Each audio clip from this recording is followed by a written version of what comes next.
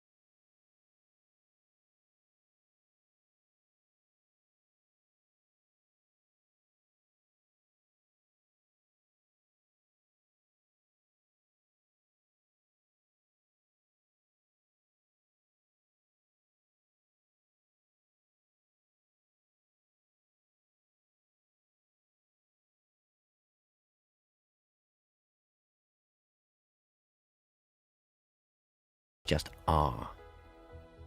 Misery, like yoga, is not a competitive sport, but I have found over the years that by reading about other people who have suffered, survived, and overcome despair, I have felt comforted. It has given me hope. I hope this book can do the same. Falling. I can remember the day the old me died. It started with a thought. Something was going wrong. That was the start, before I realized what it was. And then, a second or so later, there was a strange sensation inside my head, some biological activity in the rear of my skull, not far above my neck, the cerebellum. A pulsing or intense flickering, as though a butterfly was trapped inside. I did not yet know of the strange physical effects depression and anxiety would create. I just thought I was about to die. And then my heart started to go. And then I started to go. I sank fast, falling into a new claustrophobic and suffocating reality. And it would be way over a year before I would feel anything like even half normal again.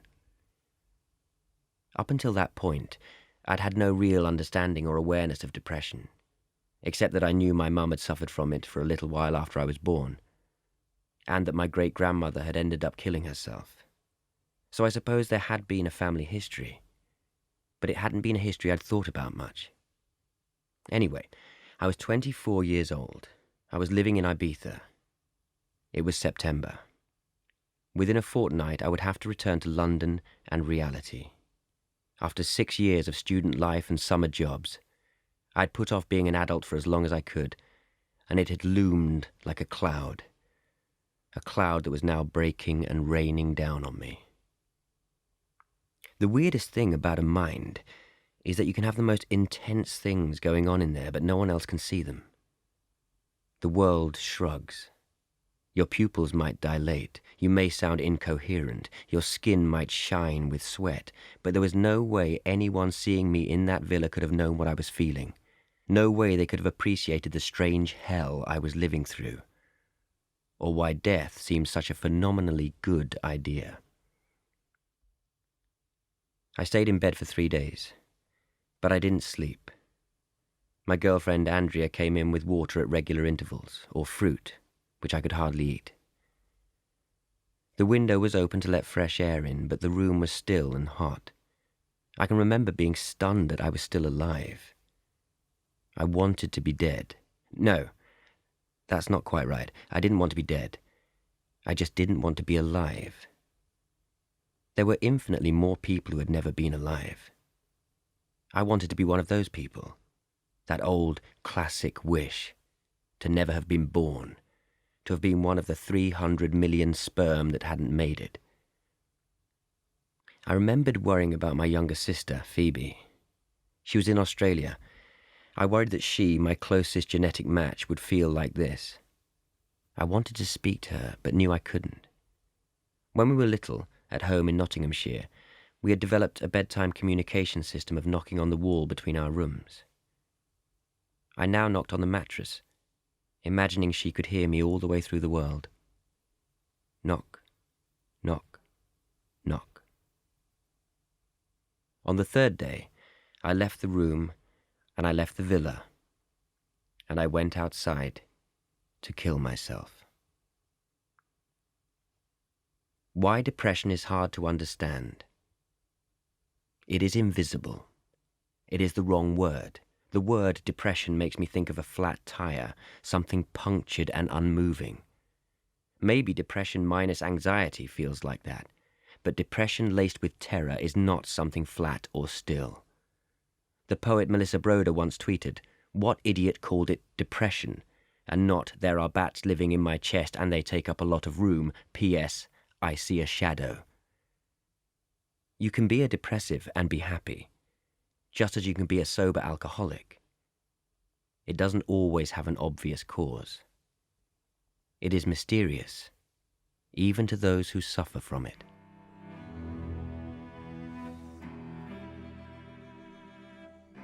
The sun was beating hard.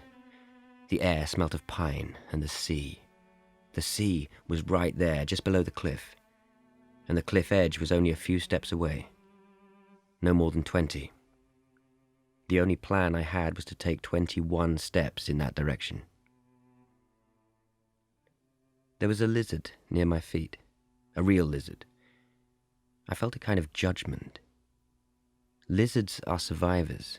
You take off their tail and another grows back. They aren't mopers. They don't get depressed. They just get on with it, however harsh and inhospitable the landscape. I wanted more than anything to be that lizard. The villa was behind me, the nicest place I had ever lived. In front of me, the sparkling Mediterranean, looking like a turquoise tablecloth scattered with tiny diamonds. And yet the most beautiful view in the world could not stop me from wanting to kill myself. I was going to do it as well, while my girlfriend was in the villa, oblivious, thinking that I just needed some air. I walked, counting my steps, then losing count, my mind all over the place. I made it to the edge of the cliff. I could stop feeling this way simply by taking another step. It was so preposterously easy, a single step versus the pain of being alive. Now, listen, if you have ever believed a depressive wants to be happy, you are wrong. They could not care less about the luxury of happiness. They just want to feel an absence of pain, to escape a mind on fire, where thoughts blaze and smoke like old possessions lost to arson. To be normal, or, as normal is impossible, to be empty. And the only way I could be empty was to stop living. 1 minus 1 is 0. But actually it wasn't easy. The weird thing about depression is that even though you might have more suicidal thoughts, the fear of death remains the same. The only difference is that the pain of life has rapidly increased. So when you hear about someone killing themselves, it's important to know that death wasn't any less scary for them. It wasn't a choice in the moral sense. To be moralistic about it is to misunderstand. I stood there for a while, summoning the courage to die, and then summoning the courage to live, to be, not to be. An ounce more terror, and the scales would have tipped. There may be a universe in which I took that step, but it isn't this one. I had a mother and a father and a sister and a girlfriend. That was 4 people right there who loved me. I wished like mad in that moment that I had no one at all. Love was trapping me here. And they didn't know what it was like, what my head was like. Maybe if they were in my head for 10 minutes, they'd be like, "Oh, okay, yes, actually you should jump." But that was not how it worked. If you are depressed, your pain is invisible. I think life always provides reasons to not die, if we listen hard enough. Those reasons can stem from the past, the people who raised us, maybe, or friends or lovers, or from the future, the possibilities we would be switching off. And so I kept living. I turned back towards the villa and ended up throwing up from the stress of it all. A Conversation Across Time, Part 1. Then me. I want to die. Now me. Well, you aren't going to. That is terrible. No, it is wonderful. Trust me. I just can't cope with the pain. I know, but you're going to have to, and it will be worth it. Why? Is everything perfect in the future? No, of course not. Life is never perfect, and I still get depressed from time to time, but I'm at a better place. The pain is never as bad. I found out who I am. I'm happy. Right now, I am happy. The storm ends. I can't believe you. Why? You are from the future, and I have no future. I just told you. I had gone days without proper food. Andrea told me I needed to eat. She went to the fridge and got out a carton of Don Simon gazpacho. In Spain, they sell it like fruit juice. "Drink this," she said, unscrewing the cap and handing it over. I took a sip. The moment I tasted it was the moment I realized how hungry I was, so I swallowed some more. I'd probably had half the carton before I had to go outside and throw up again. "Oh, God," she said. "We're going now." "Where?" I said. "To the medical center." "They'll make me take pills," I said. "I can't take pills." "Matt, you need pills. You're beyond the point at which not taking pills is an option." Medication didn't work for me. I think I was partly to blame. In Bad Science, Ben Goldacre points out that you are a placebo responder. Your body plays tricks on your mind. You cannot be trusted. This is true, and it can surely work both ways. During that very worst time, when depression coexisted with full-on 24/7 panic disorder, I was scared of everything. I was quite literally scared of my shadow. But the thing I was most scared of was drugs, or anything, even a massage that would change my state of mind. It is a strange irony that it was during the period when I most needed my mind to feel better that I didn't want to actively interfere with my mind. Not because I didn't want to be well again, but because I didn't really believe feeling well again was possible, or far less possible than feeling worse. And worse was terrifying. So I think part of the problem was that a reverse placebo effect was going on. I would take diazepam and instantly panic, and the panic increased the moment I felt the drug have any effect at all, even if it was a good effect. Months later, a similar thing would happen when I started taking St. John's wort. It would even happen to a degree with ibuprofen. The only drugs I ever took that seemed to make me feel a bit better were sleeping pills. The sleeping tablets enabled me to function enough to go home. They didn't help me sleep, but they helped me be awake without feeling total terror. I can remember our last day in Spain. I was now sitting at the table, saying nothing, as Andrea explained to the people we were working for and technically living with, Andy and Dawn, that we were going home. Andy and Dawn were good people. I liked them. They were a few years older than me and Andrea, but they were always easy to be around. They ran the largest party in Ibiza, Manumission, which had begun as a small night in Manchester's gay village a few years before and morphed into a kind of Studio 54 in the Med. By 1999, it was the epicenter of club culture, a magnet for the likes of Kate Moss, Jade Jagger, Irvin Welsh, Fatboy Slim, and thousands of European clubbers. It had once seemed like heaven, but now the idea of all that music and all those party people seemed like a nightmare. But Andy and Dawn didn't want Andrea to leave. "Why don't you stay here? Matt will be okay. He looks fine." "He's not fine," Andrea answered them. "He's ill. He doesn't look ill." Dawn still had glitter on her face from wherever she had been the night before. The glitter troubled me. "I'm sorry," I said weakly, wishing for a more visible illness. Guilt smashed me like a hammer. I took another sleeping pill and then my afternoon dose of diazepam, and we went to the airport. The party was over.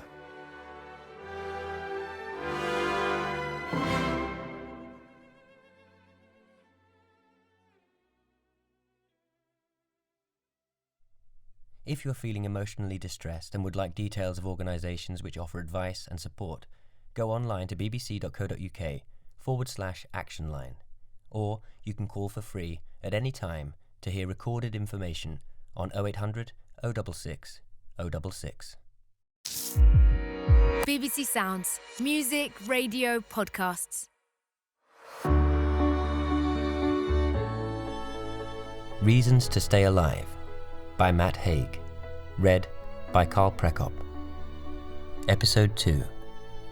Matt has landed back home from his fateful trip to Ibiza, but he continues to spiral.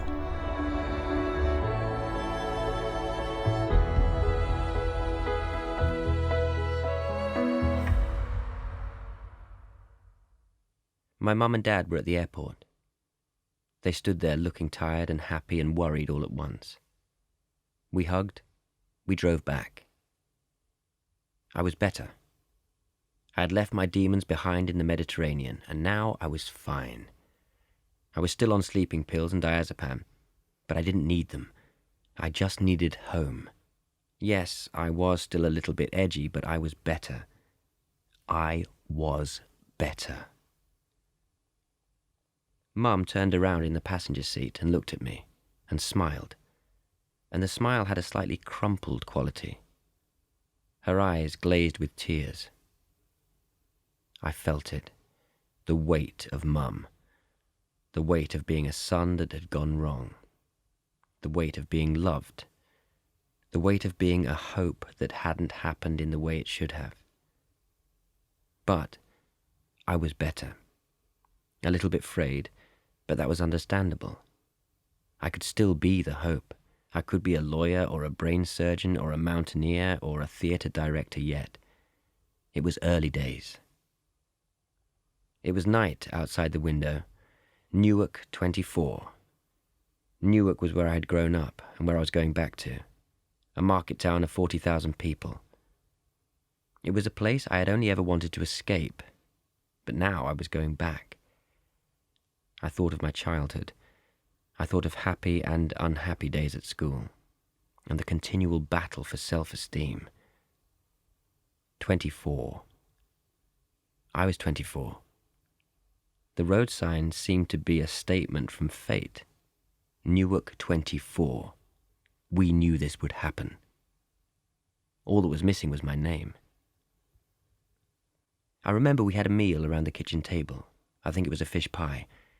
I think they had made it especially. Comfort food.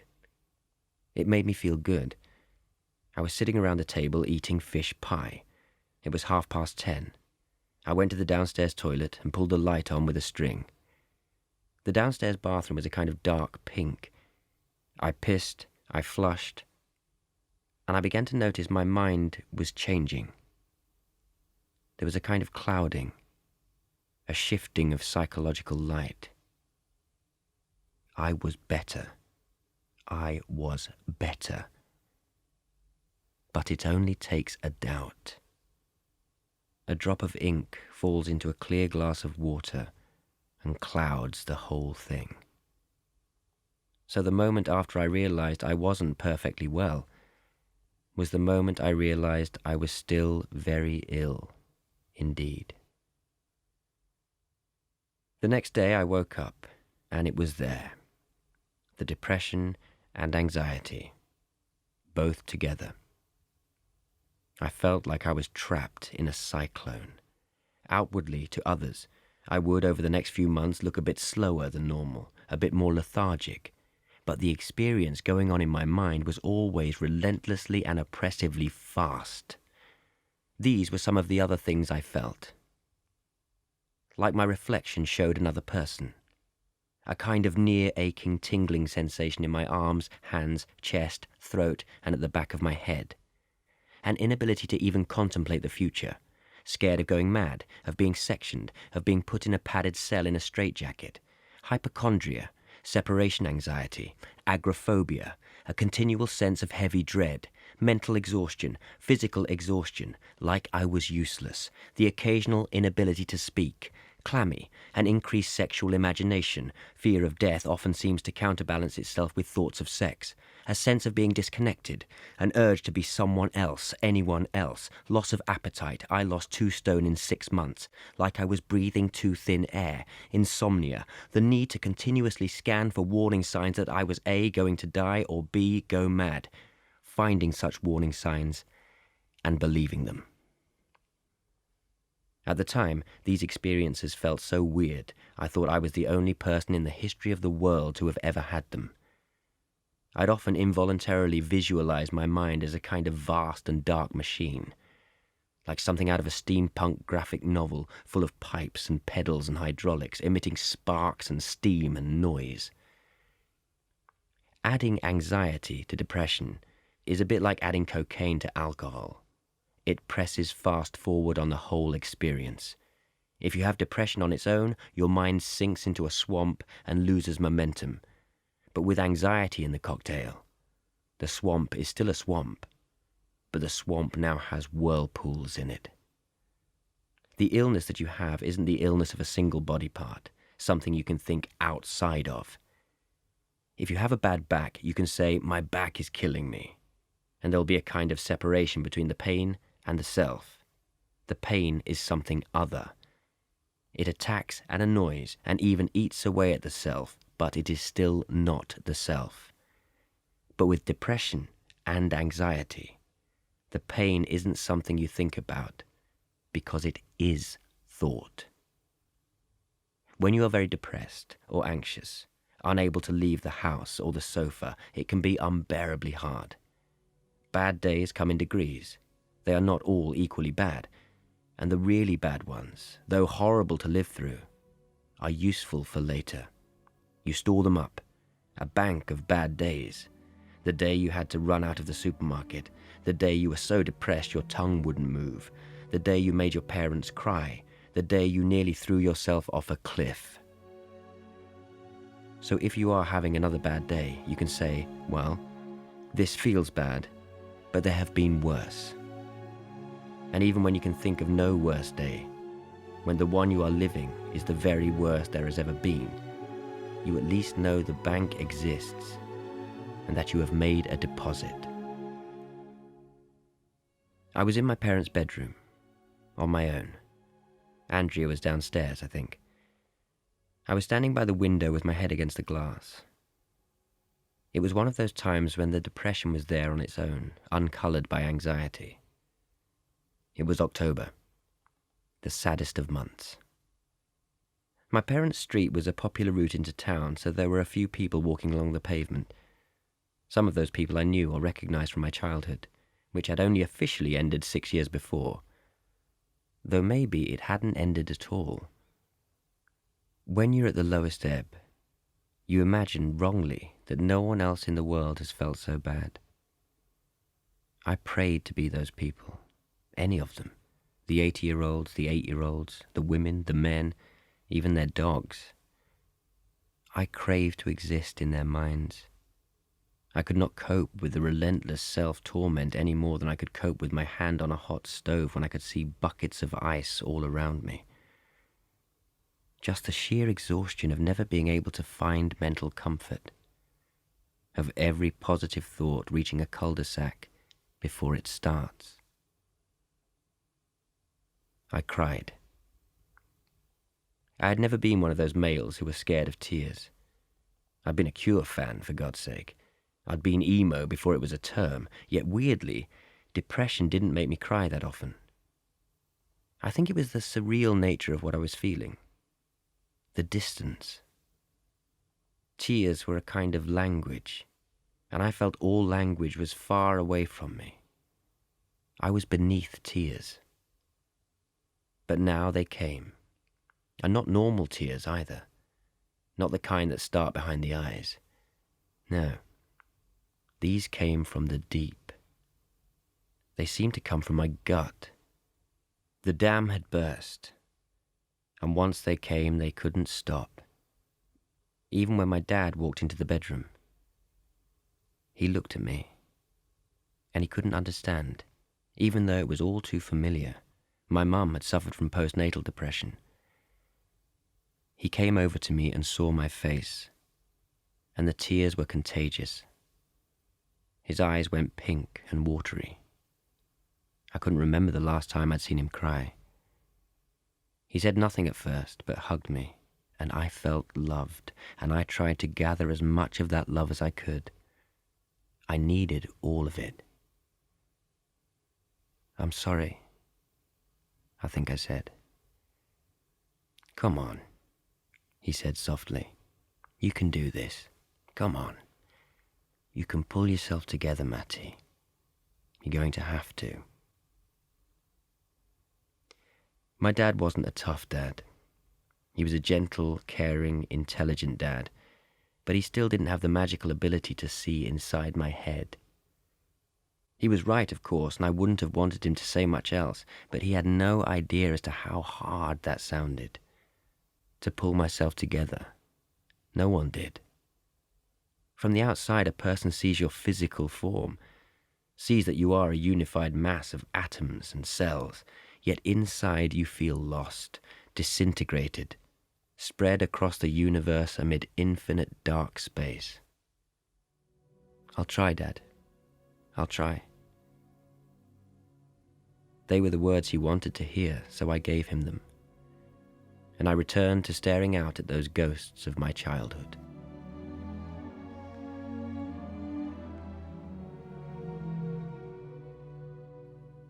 Does mental illness just happen, or is it there all along? According to the World Health Organization, nearly half of all mental disorders are present in some form before the age of 14.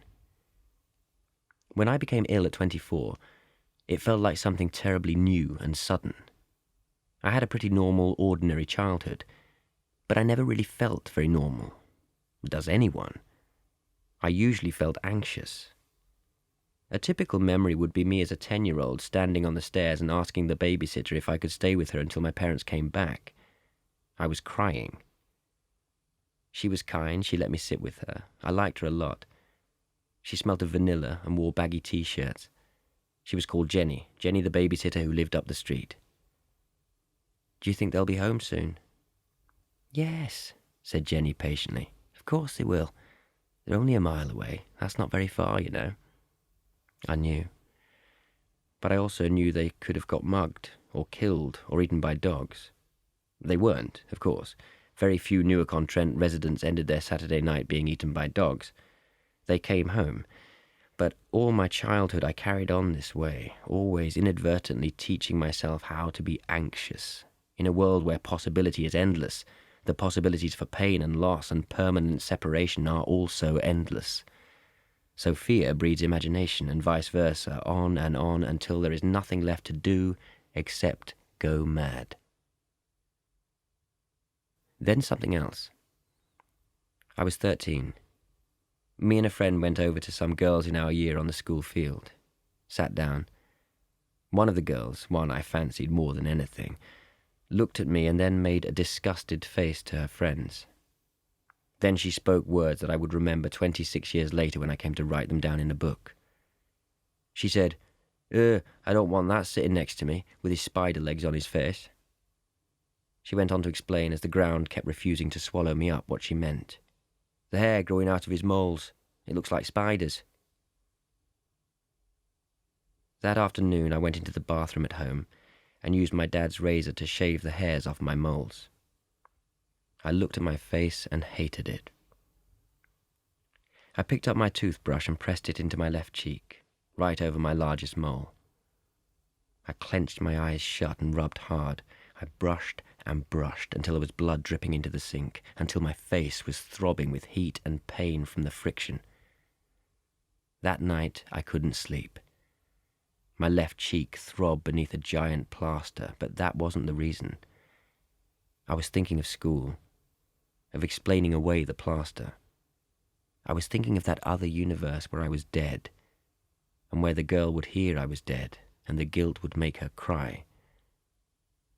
A suicidal thought, I suppose. but a comforting one. My childhood went by. I remained anxious. I felt like an outsider, with my left-wing middle-class parents in a right-wing working-class town. At 16, I got arrested for shoplifting, hair gel, crunchy bar, and spent an afternoon in a police cell. But that was a symptom of teen idiocy and wanting to fit in, not depression. I skateboarded badly, got eclectic grades, carried my virginity around like a medieval curse. Normal stuff. I didn't totally fit in. I kind of disintegrated around people and became what they wanted me to be. But paradoxically, I felt an intensity inside me all the time. I didn't know what it was, but it kept building, like water behind a dam. Later, when I was properly depressed and anxious, I saw the illness as an accumulation of all that thwarted intensity. A kind of breaking through. As though if you find it hard enough to let yourself be free, yourself breaks in, flooding your mind in an attempt to drown all those failed half versions of you.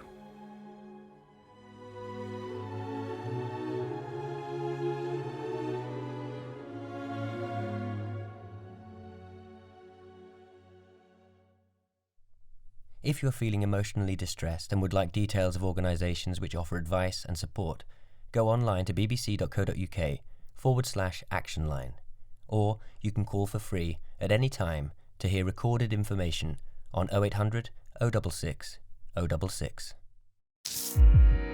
BBC Sounds. Music, radio, podcasts.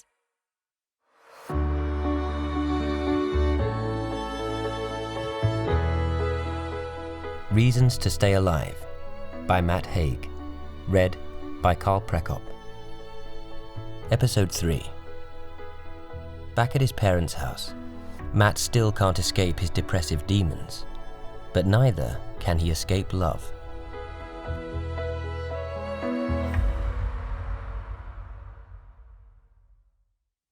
Landing. A side effect of depression is sometimes to become obsessed with the functioning of your brain. During my breakdown, living back with my parents, I used to imagine reaching into my own skull and taking out the parts of it that were making me feel bad. From having spoken to other people with depression, this seems to be a common fantasy. But which parts would I have taken out? Would I take out a whole solid chunk, or something small and fluid? Once, during a dip, I sat on a bench in Park Square in Leeds. It was the sedate part of the city centre. Victorian townhouses now turned into legal offices. I stared at a cherry tree and felt flat. I could hardly move. Of course, Andrea was with me.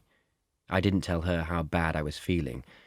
I just sat there, looking at the pink blossom and the branches, wishing my thoughts could float away from my head as easily as the blossom floated from the tree. I started to cry, in public, wishing I was a cherry tree.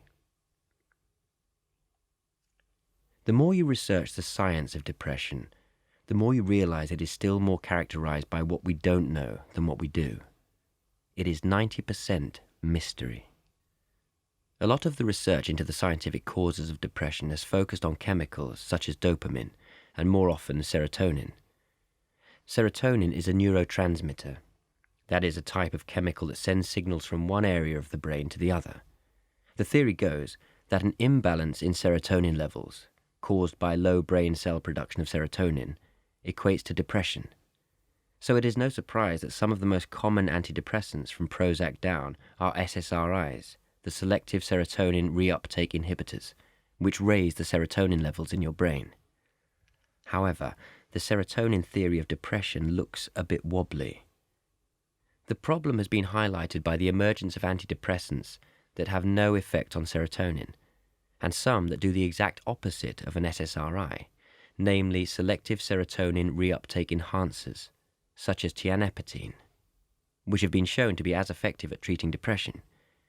Add to this the fact that serotonin in an active living human brain is a hard thing to measure, and you have a very inconclusive picture. One thing can be said for sure. We are nowhere near the end of science, especially a baby science like neuroscience. So most of what we know now will be disproved or reassessed in the future. That is how science works, not through blind faith, but continual doubt. All we can do for the moment is really all we need to do. Listen to ourselves. When we are trying to get better, the only truth that matters is what works for us. If something works, we don't necessarily care why. Diazepam didn't work for me. Sleeping pills and St. John's wort and homeopathy didn't fix me either. I've never tried Prozac because even the idea intensified my panic, so I don't know about that. But then I've never tried cognitive behavioral therapy either. If pills work for you, it doesn't really matter if this is to do with serotonin or another process or anything else. Keep taking them. Hell, if licking wallpaper does it for you, do that. I'm not anti-pill. I am pro anything that works, and I know pills do work for a lot of people. There may well come a time in the future where I take pills again. For now, I do what I know keeps me just about level. Exercise definitely helps me, as does yoga and absorbing myself in something or someone I love. So I keep doing these things. I suppose, in the absence of universal certainties, we are our own best laboratory.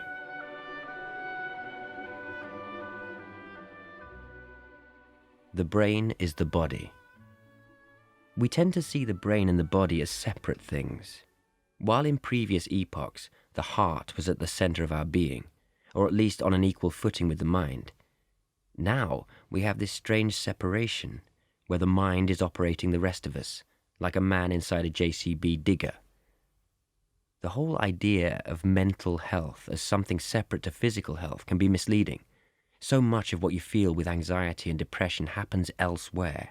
The heart palpitations, the aching limbs, the sweaty palms, the tingling sensations that often accompany anxiety, for instance, or the total body fatigue that sometimes becomes part of depression.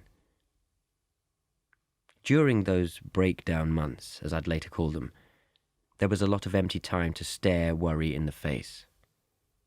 My parents would get up and leave for work, and then me and Andrea would have long days in the house. It's weird to write about this period. I mean, really, there is nothing to write about. It was, from the outside, the least eventful phase of my life by quite a way. From the outside, it was me talking with Andrea, either in my childhood bedroom or downstairs in the kitchen. Occasionally, we would venture outside for a short walk in the afternoon. We would go either to the nearest corner shop, only about 200 or 300 meters away, or on more adventurous days we would go and walk by the River Trent, which was a little further away on the other side of the town centre, and involved me walking through streets I knew so well from childhood. How could they stay the same when I felt so different? Sometimes we bought a newspaper and a tin of soup and some bread, and we would return and read a bit of the paper and make the soup. Later we might help prepare the evening meal, and that was about it. Talking and sitting and walking. It was hardly Lawrence of Arabia. Life at the lowest possible volume 2 24-year-olds could manage. And yet, those days were the most intense I have lived. Those days contained thousands of tiny battles. They're filled with memories so painful I can only now, with the distance of 14.5 years, look at them head on. I was a nervous wreck.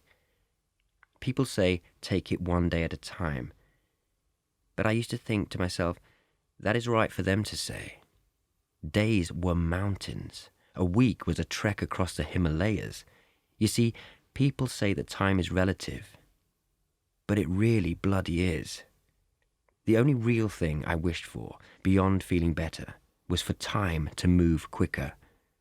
I would want 9 a.m. to be 10 a.m. I would want the morning to be the afternoon. I would want the 22nd of September to be the 23rd of September. I would want the light to be dark and the dark to be light. I still had the toy globe I'd had as a boy in my room. I sometimes used to stand there and spin it, wishing I was spinning the world deep into the next millennium. I was as obsessed with time as some people are about money. It was the only weapon I had. I would build up hours and minutes like pounds and pence. In my head, amid all the raging waters of anxiety, this knowledge buoyed like hope.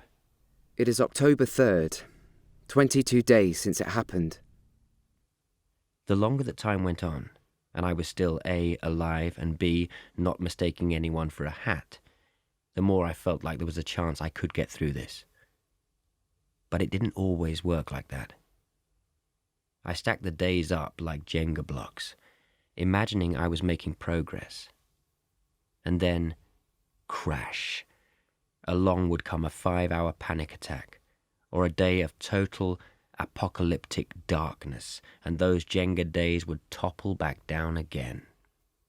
Warning signs are very hard with depression. It's especially hard for people with no direct experience of depression to know them when they see them. Partly this is because some people are confused about what depression actually is. We use depressed as a synonym for sad, which is fine, as we use starving as a synonym for hungry. Though the difference between depression and sadness is the difference between genuine starvation and feeling a bit peckish. Depression is an illness, yet it doesn't come with a rash or a cough. It is hard to see, as it is generally invisible. Even though it is a serious illness, it is also surprisingly hard for many sufferers to recognize it at first. Not because it doesn't feel bad, it does, but because that bad feeling seems unrecognizable, or can be confused with other things. For instance, if you feel worthless, you might think, I feel worthless because I am worthless. It might be hard to see it as a symptom of an illness. Or even if it is seen as that, it's possible that low self-worth combined with fatigue might mean there is little will or ability to vocalize it. But in any case, these are some of the most frequently cited signs that someone is depressed. Fatigue, if someone is tired all the time for no reason. Low self-esteem, a hard one for others to spot, especially in those people who aren't that comfortable talking about their feelings. Psychomotor retardation. In certain cases of depression, slow movements and slow speech may happen. Loss of appetite, though massive increase in appetite can sometimes be a symptom too. Irritability, though, to be fair, that can be a sign of anything. Frequent crying episodes. Anhedonia. I first knew of this word as Woody Allen's original title for the film Annie Hall.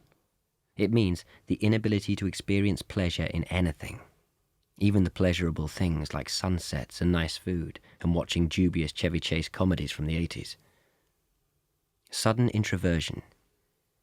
If someone seems quieter or more introverted than normal, it could mean they're depressed. I can remember there were times when I couldn't speak. It felt like I couldn't move my tongue, and talking seemed so utterly pointless, just as the things other people talked about seemed to belong to another world. Demons. The demon sat next to me in the back of the car. He was real and false all at once. Not a hallucination exactly, and not transparent like a theme park ghost, but there and not there. There when I closed my eyes, there even when I opened them again. A kind of flickering mind print transferred over reality, but something imagined rather than seen.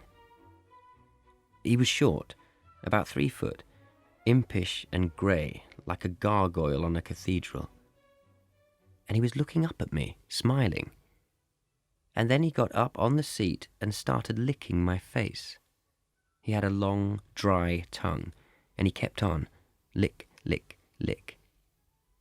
He didn't really scare me. I mean, fear was there, obviously. I was living continually inside fear.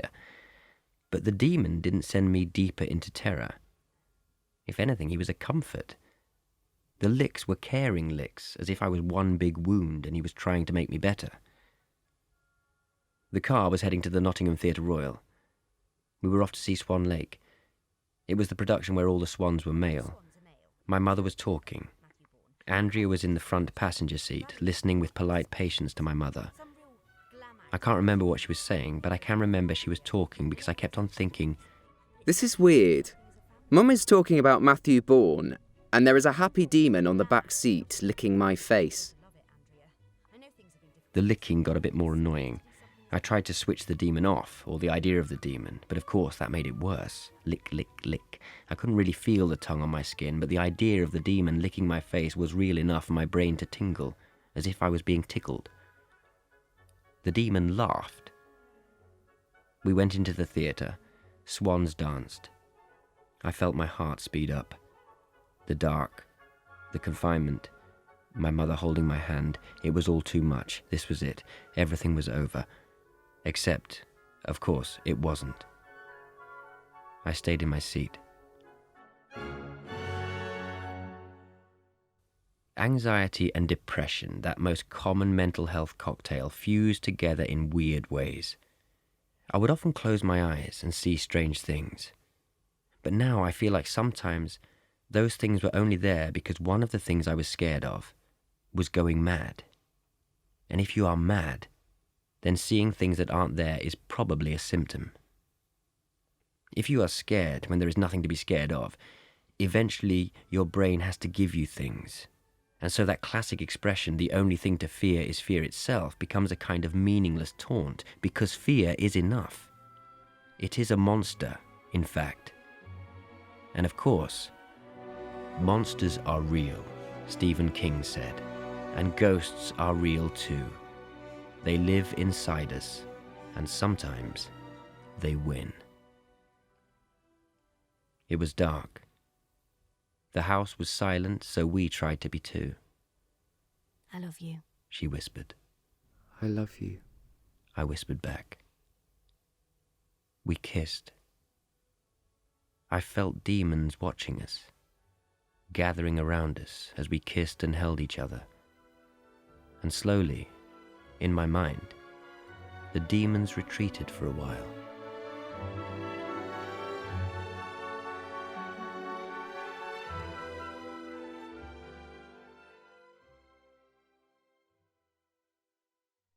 If you're feeling emotionally distressed and would like details of organisations which offer advice and support, go online to bbc.co.uk/action line, or you can call for free at any time to hear recorded information on 0800 066 066. BBC Sounds. Music, radio, podcasts.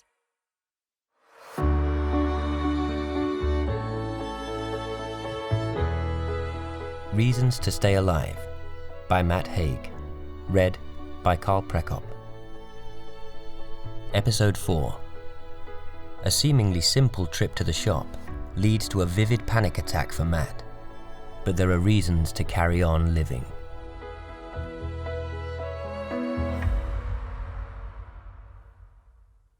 Rising. When I was most severely depressed, I had quite a vast collection of related mental illnesses. We humans love to compartmentalize things. We love to divide our education system into separate subjects, just as we love to divide our shared planet into nations and our books into genres. But the reality is that things are blurred. Just as being good at mathematics often means someone is good at physics, so having depression means it probably comes with other things. Anxieties, maybe some phobias, a pinch of OCD. Compulsive swallowing was a big thing with me. I also had agoraphobia and separation anxiety for a while. A measure of progress I had was how far I could walk on my own.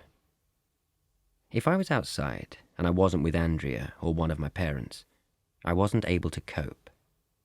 But rather than avoid these situations, I forced myself into them. I think this helped. It is quite grueling, always facing fear and heading into it, but it seemed to work.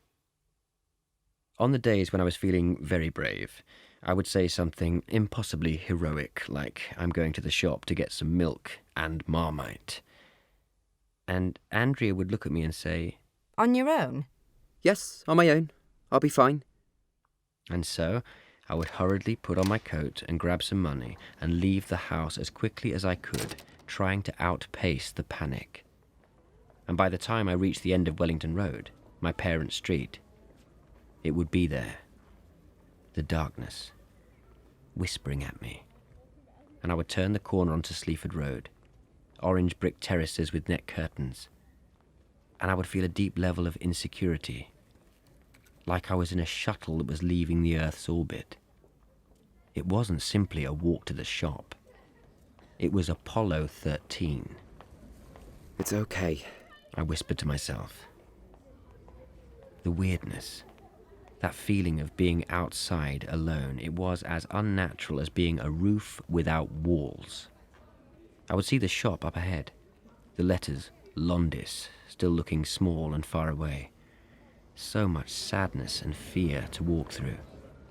There is no way I can do this. There is no way I can walk to the shop on my own and find milk and Marmite. If you go back home, you'll be weaker still. If you go back, the chances of living forever in a padded cell with white walls is higher than it is already. Do it, just walk to the shop. You've been walking to the corner shop on your own since you were 10. Then my heart kicked in. Ba-boom, ba-boom, ba-boom. And the other things, the mind images straight out of unmade horror films, the pins and needles sensation at the back of my head, then all through my brain, the numb hands and arms, the sense of being physically empty, of dissolving, of being a ghost whose existence was sourced by electric anxiety, and it became hard to breathe. The air thinned. It took massive concentration just to keep control of my breathing. I got to the shop.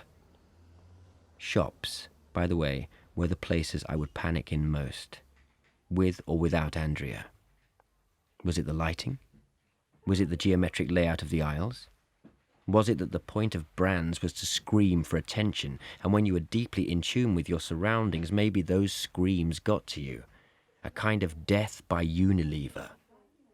This was only Londis, hardly a hypermarket, and the door was open. The street was right there, and that street joined onto my parents' street, which contained my parents' house, which contained Andrea, who contained everything. If I was running, I could probably get back there in little over a minute. I tried to focus. Cocoa Pops. It was hard. Frosties. Really hard. Sugar Puffs. The Honey Monster had never looked like an actual monster before. What was I in here for, other than to prove a point to myself? This is crazy. This is the craziest thing I have ever done. It's just a shop. It's just a shop you've been in, on your own, 500 times before. Get a grip. But on what? There is nothing to grip onto. Everything is slippy. Life is so infinitely hard. It involves 1,000 tasks all at once. And I am 1,000 people, all fleeing away from the centre. The thing I hadn't realized before I became mentally ill is the physical aspect of it. I mean, even the stuff that happens inside your head is all sensation. My brain tingled, whirred, uttered, and pumped. Much of this action seemed to happen near the rear of my skull, in my occipital lobe, though there was also some fuzzy, TV static white noise feelings going on in my frontal lobe. If you thought too much, maybe you could feel those thoughts happening. An infinity of passion can be contained in 1 minute, wrote Flaubert, like a crowd in a small space. Get out of this shop. It's too much. You can't take this anymore. Your brain is going to explode. Brains don't explode. Life isn't a David Cronenberg movie. But maybe I could fall the same distance again. Maybe the fall that happened in Ibiza had only landed me halfway. Maybe the actual underworld was much further down in the basement, and I was heading there, and I'd end up like a shell-shocked soldier from a poem, dribbling and howling and lost, unable even to kill myself. And maybe being in this shop was going to send me there. There was a woman behind the counter. I can still picture her. She was about my age. She was large and pale-skinned and was reading a celebrity magazine. She looked calmer than calm. I wanted to jump ship. I wanted to be her. Does that sound silly? Of course it does. This whole thing sounds silly. Indiana Jones and the Temple of Marmite. I found the Marmite. I grabbed it. I still had to get the milk. Rows of milk bottles in a fridge can be as terrifying and unnatural as anything with the right, wrong perspective. My parents got semi-skimmed, but the only semi-skimmed here was in pints, not the 2-pint ones that they normally got. So I picked up 2 of the 1-pinters, hooking my index fingers through the handles and taking them and the Marmite to the counter. Ba-boom, ba-boom, ba-boom. The woman I wanted to be was not particularly fast at her job. I think she may well have been the incentive for the later move towards self-service checkouts. Even as I wanted to be her, I hated her slowness. Hurry up. I didn't say. I wanted to go back and start my life again at her pace. And then I would not be feeling like this. I needed a slower run-up. Do you need a bag? I sort of did need a bag, but I couldn't risk slowing her down anymore. Standing still was very hard when every bit of you is panicking. Then walking is better than standing. Something flooded my brain. I closed my eyes. I saw dwarf demons having fun, laughing at me as if my madness was an act at a carnival. No, it's okay. I only live around the corner. Around the bend. I paid with a £5 note. Keep the change. And she started to realise I was a bit weird. And I left the shop, and I was out, back into the vast and open world. And I kept walking as fast as I could walk, feeling like a fish on the deck of a boat, needing the water again. It's okay. It's okay. It's okay. I turned the corner and I prayed more than anything not to see someone I knew on Wellington Road. No one. Just emptiness and suburban, semi-detached, late Victorian houses lined up and staring at each other. And I got back to number 33, my parents' house, and I rang the bell. And Andrea answered, and I was inside, and there was no relief, because my mind was quick to point out that being relieved about surviving a trip to the corner shop was another confirmation of sickness, not wellness. "You're getting there," said Andrea.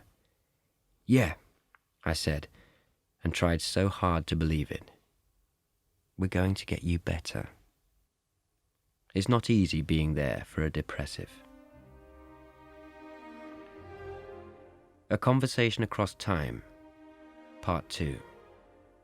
Then me. I can't do this. Now me. You think you can't, but you can. You do, you will.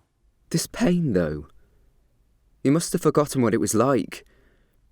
I went on an escalator today in a shop, and I felt myself disintegrating. It was like the whole universe was pulling me apart. Right there, in John Lewis.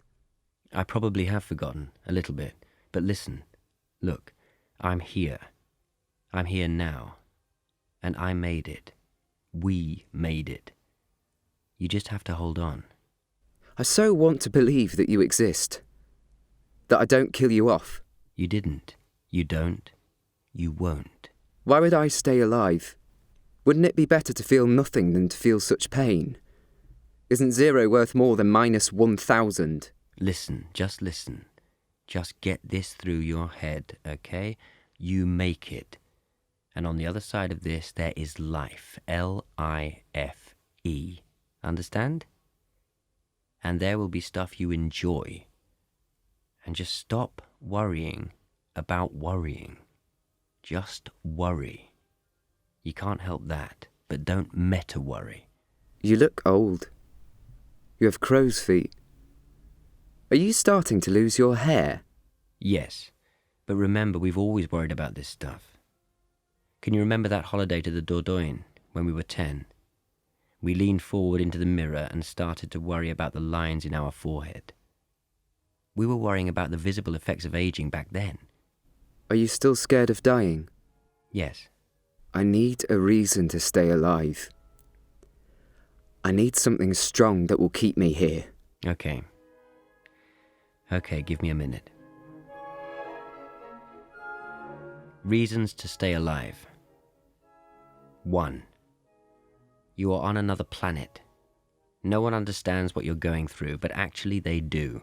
You don't think they do because the only reference point is yourself. You have never felt this way before, and the shock of the descent is traumatizing you, but others have been here. You are in a dark, dark land with a population of millions. 2. Things aren't going to get worse. You want to kill yourself. That is as low as it gets. There is only upwards from here. 3. You hate yourself. That is because you are sensitive. Pretty much every human could find a reason to hate themselves if they thought about it as much as you did. 4. So what? You have a label. Depressive. Everyone would have a label if they asked the right professional. 5. That feeling you have that everything is going to get worse is just a symptom. 6. Minds have their own weather systems. You are in a hurricane. Hurricanes run out of energy eventually. Hold on. 7. Ignore stigma. Every illness had stigma once. We fear getting ill, and fear tends to lead to prejudice before information. Polio used to be erroneously blamed on poor people, for instance. 8. Nothing lasts forever. This pain won't last. The pain tells you it will last. Pain lies. Ignore it. Pain is a debt paid off with time. 9. Minds move. Personalities shift. To quote myself from The Humans, your mind is a galaxy, more dark than light. But the light makes it worthwhile, which is to say, don't kill yourself. Even when the darkness is total, always know that life is not still. Time is space. You are moving through that galaxy. Wait for the stars. 10. You will one day experience joy that matches this pain. You will cry euphoric tears at the Beach Boys. You will stare down at a baby's face as she lies asleep in your lap. You will make great friends. You will eat delicious food you haven't tried yet. You will be able to look at a view from a high place and not assess the likelihood of dying from falling. There are books you haven't read yet that will enrich you. Films you will watch while eating extra large buckets of popcorn, and you will dance and laugh and have sex and go for runs by the river and have late night conversations and laugh until it hurts. Life is waiting for you. You might be stuck here for a while, but the world isn't going anywhere. Hang on in there if you can. Life is always worth it.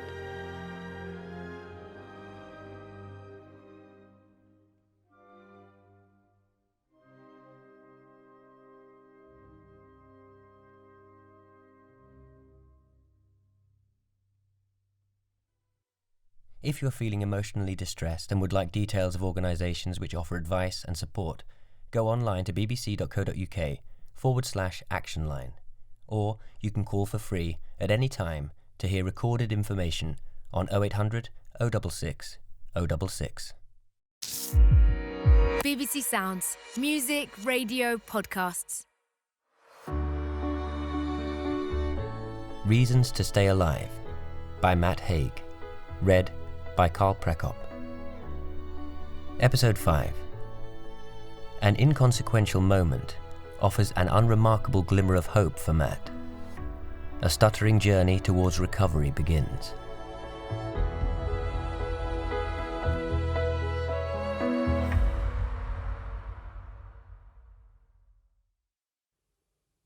It came. The moment I was waiting for. Sometime in April 2000, it was totally inconsequential. In fact, there is not much to write about. That was the whole point. It was a moment of nothingness, of absent-mindedness, of spending almost 10 seconds awake, but not actively thinking of my depression or anxiety. I was thinking about work, about trying to get an article published in a newspaper. It wasn't a happy thought, but a neutral one. But it was a break in the clouds. a sign that the sun was still there somewhere.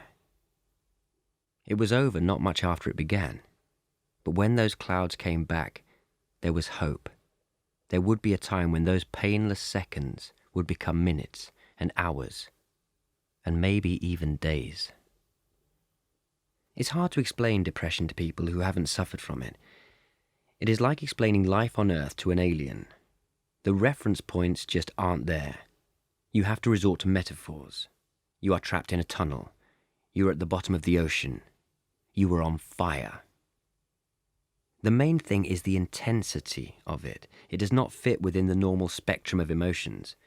When you are in it, you are really in it. You can't step outside it without stepping outside of life, because it is life. Every single thing you experience is filtered through it. Consequently, it magnifies everything. At its most extreme, things that an everyday normal person would hardly notice have overwhelming effects. The sun sinks behind a cloud, and you feel that slight change in weather as if a friend has died. You feel the difference between inside and outside, as a baby feels the difference between womb and world. You swallow an ibuprofen and your neurotic brain acts like it has taken an overdose of methamphetamine. Depression for me wasn't a dulling, but a sharpening, an intensifying, as though I had been living my life in a shell, and now the shell wasn't there. It was total exposure, a red, raw, naked mind. What I didn't realize at the time, what would have seemed incomprehensible to me, was that this state of mind would end up having positive effects, as well as negative effects. I'm not talking about all that what doesn't kill you makes you stronger stuff. No, that's simply not true. What doesn't kill you very often makes you weaker. What doesn't kill you can make you scared to leave your house, or even your bedroom, and have you trembling or mumbling incoherently, or leaning with your head on a window pane, wishing you could return to the time before the thing that didn't kill you. No. This isn't a question of strength. Not the stoic get on with stuff without thinking too much kind of strength, anyway. It's more of a zooming in, that sharpening, that switch from the prosaic to the poetic. You know, before the age of 24, I hadn't known how bad things could feel, but I hadn't realized how good they could feel either.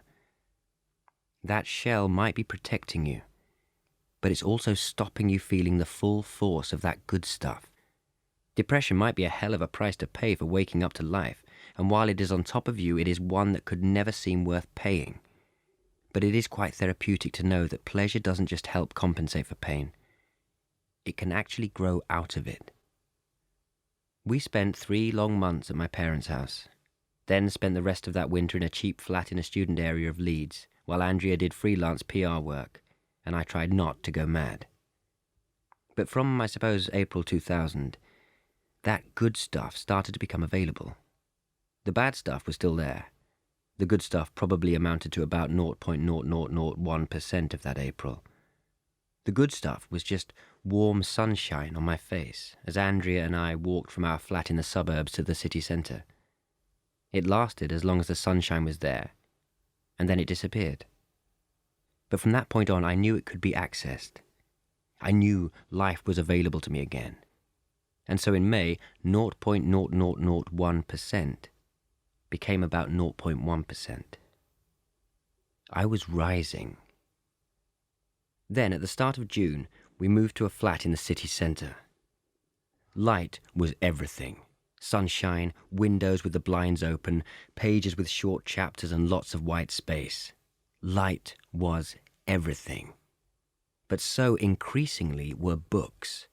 I read and read with an intensity I'd never really known before. I needed books. They weren't a luxury good during that time in my life. They were a Class A addictive substance.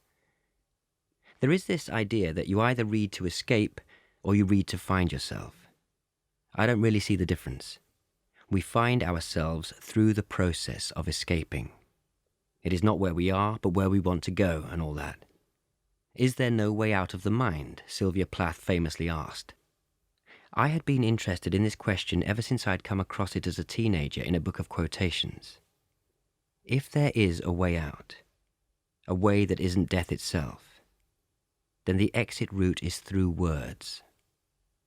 But rather than leave the mind entirely, words help us leave a mind and give us the building blocks to build another one, similar but better, nearby to the old one, but with firmer foundations, and very often, a better view. The object of art is to give life a shape, said Shakespeare, and my life and my mess of a mind needed shape. I had lost the plot. There was no linear narrative of me. There was just mess and chaos. So yes, I loved external narratives for the hope they offered. Films, TV dramas, and most of all, books.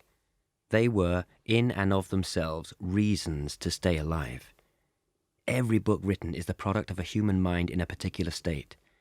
Add all the books together and you get the end sum of humanity. Every time I read a great book, I felt I was reading a kind of map, a treasure map. And the treasure I was being directed to was, in actual fact, myself. But each map was incomplete, and I would only locate the treasure if I read all the books. And so the process of finding my best self was an endless quest. And the books themselves seemed to me to reflect this idea, which is why the plot of every book ever can be boiled down to someone is looking for something. One cliché attached to bookish people is that they are lonely.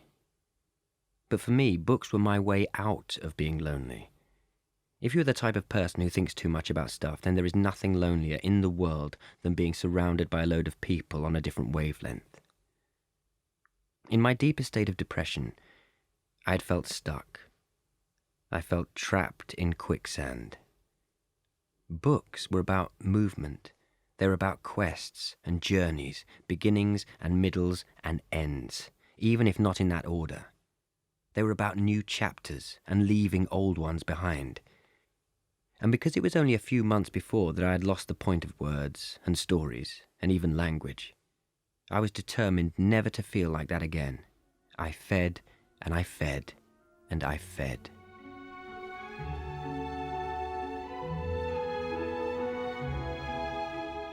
She was about to tell me my birthday surprise. We're going to Paris tomorrow. We're going to Paris tomorrow. We're going to get the Eurostar. I was shell-shocked. I couldn't imagine anyone saying anything more terrifying. I can't go to Paris. It was happening. A panic attack. I was starting to feel it in my chest. I was starting to feel like I was back in 2000 mode, back in that feeling of being trapped inside myself like a desperate fly in a jar. Well, where we're going is going to be great. We're staying in the hotel Oscar Wilde died in. L'Hotel, it's called. Going to the place where Oscar Wilde died wasn't making it any better. It just guaranteed I was going to die there. To die in Paris just like Oscar Wilde. I also imagined the air would kill me. I hadn't been abroad for 4 years. I don't think I'll be able to breathe the air. I knew this sounded stupid. I wasn't mad, and yet the fact remained. I didn't think I'd be able to breathe the air. At some point after that, I was curled tight in a fetal ball behind the door. I was trembling. I don't know if anyone had been this scared of Paris since Marie Antoinette, but Andrea knew what to do. She had a PhD in this kind of thing by now. She said, "Okay, we won't go. I can cancel the hotel. We might lose a bit of money, but if it's such a big deal." Such a big deal. I could still hardly walk 20 meters on my own without having a panic attack. It was the biggest deal imaginable. It was like, I suppose, a normal person being told they had to walk naked around Tehran or something. But if I said no, then I would be a person who couldn't travel abroad because he was scared.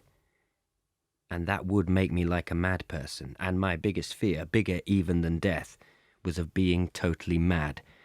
So, as was so often the case, a big fear was beaten by a bigger fear. and I went to Paris.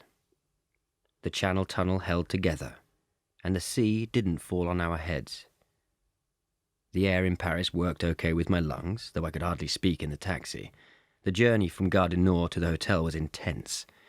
There was some kind of march going on by the banks of the Seine, with a large red flag swooping like the tricolour in Les Miserables. When I closed my eyes that night, I couldn't sleep for hours, because I kept seeing Paris moving at the speed it had moved by in the taxi. But I calmed. I didn't actually have a proper panic attack at any point during the next 4 days. Just a generalised high anxiety that I felt walking around the left bank and along the Rue de Rivoli, and in the restaurant on the roof of the Pompidou Centre. I was starting to find that sometimes simply doing something that I had dreaded and surviving was the best kind of therapy. If you start to dread being outside, go outside. If you fear confined spaces, spend some time in a lift. If you have separation anxiety, force yourself to be alone a while. When you're depressed and anxious, your comfort zone tends to shrink from the size of a world to the size of a bed, or right down to nothing at all. Another thing, stimulation, excitement, the kinds found in new places.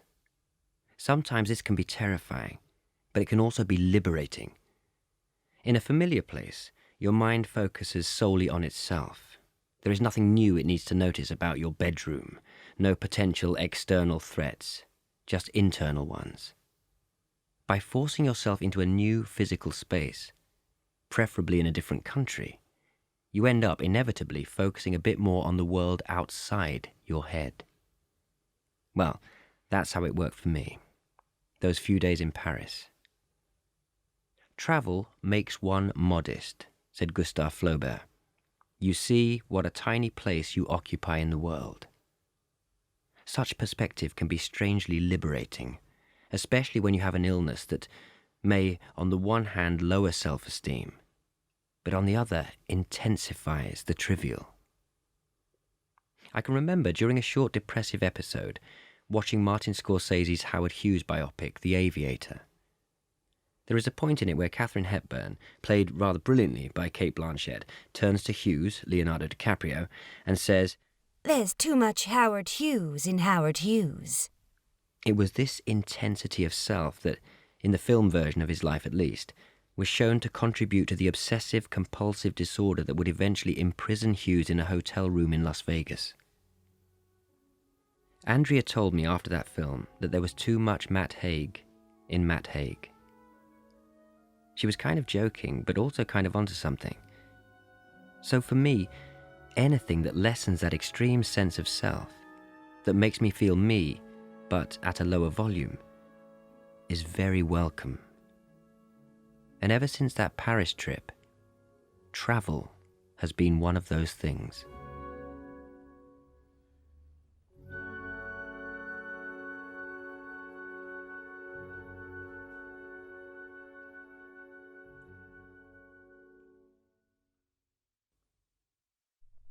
If you're feeling emotionally distressed and would like details of organisations which offer advice and support, go online to bbc.co.uk/actionline, or you can call for free at any time to hear recorded information on 0800 066 066. BBC Sounds. Music, radio, podcasts.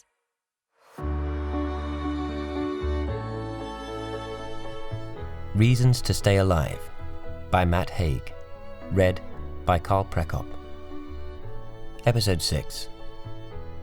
Progress slowly continues for young Matt when he discovers that, to his surprise, he is even capable of being a supportive boyfriend.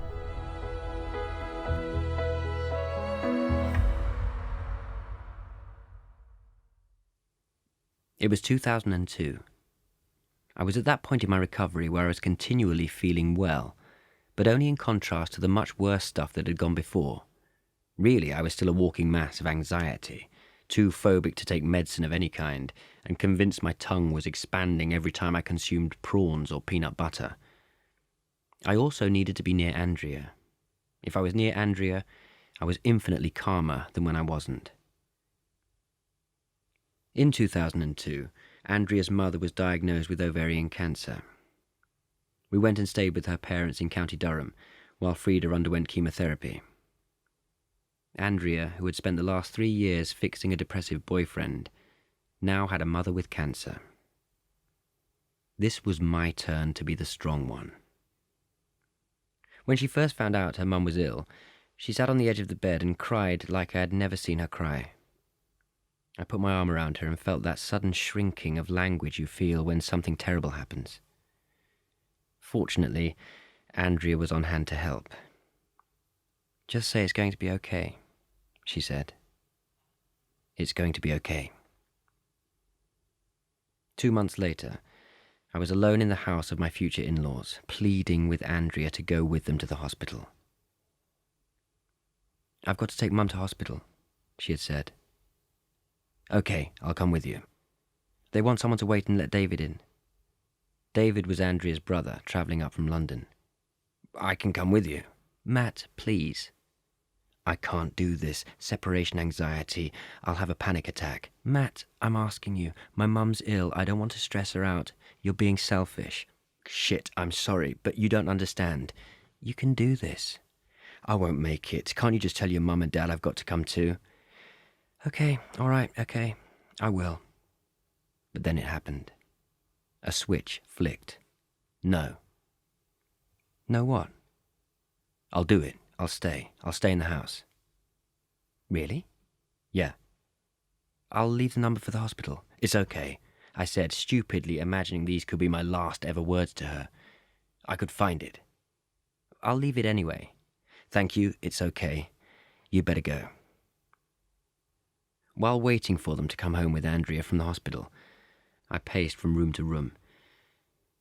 They had lots of porcelain ornaments, little Bo Peep, a pink panther sitting cross-legged, his legs hanging down off the windowsill. His wide yellow eyes followed me around the living room. The first 10 minutes, my heart was pounding. I could hardly breathe. Andrea was dead. Her parents were dead. I was picturing the car crash too vividly for it not to have happened. Then 20 minutes passed. I was going to die.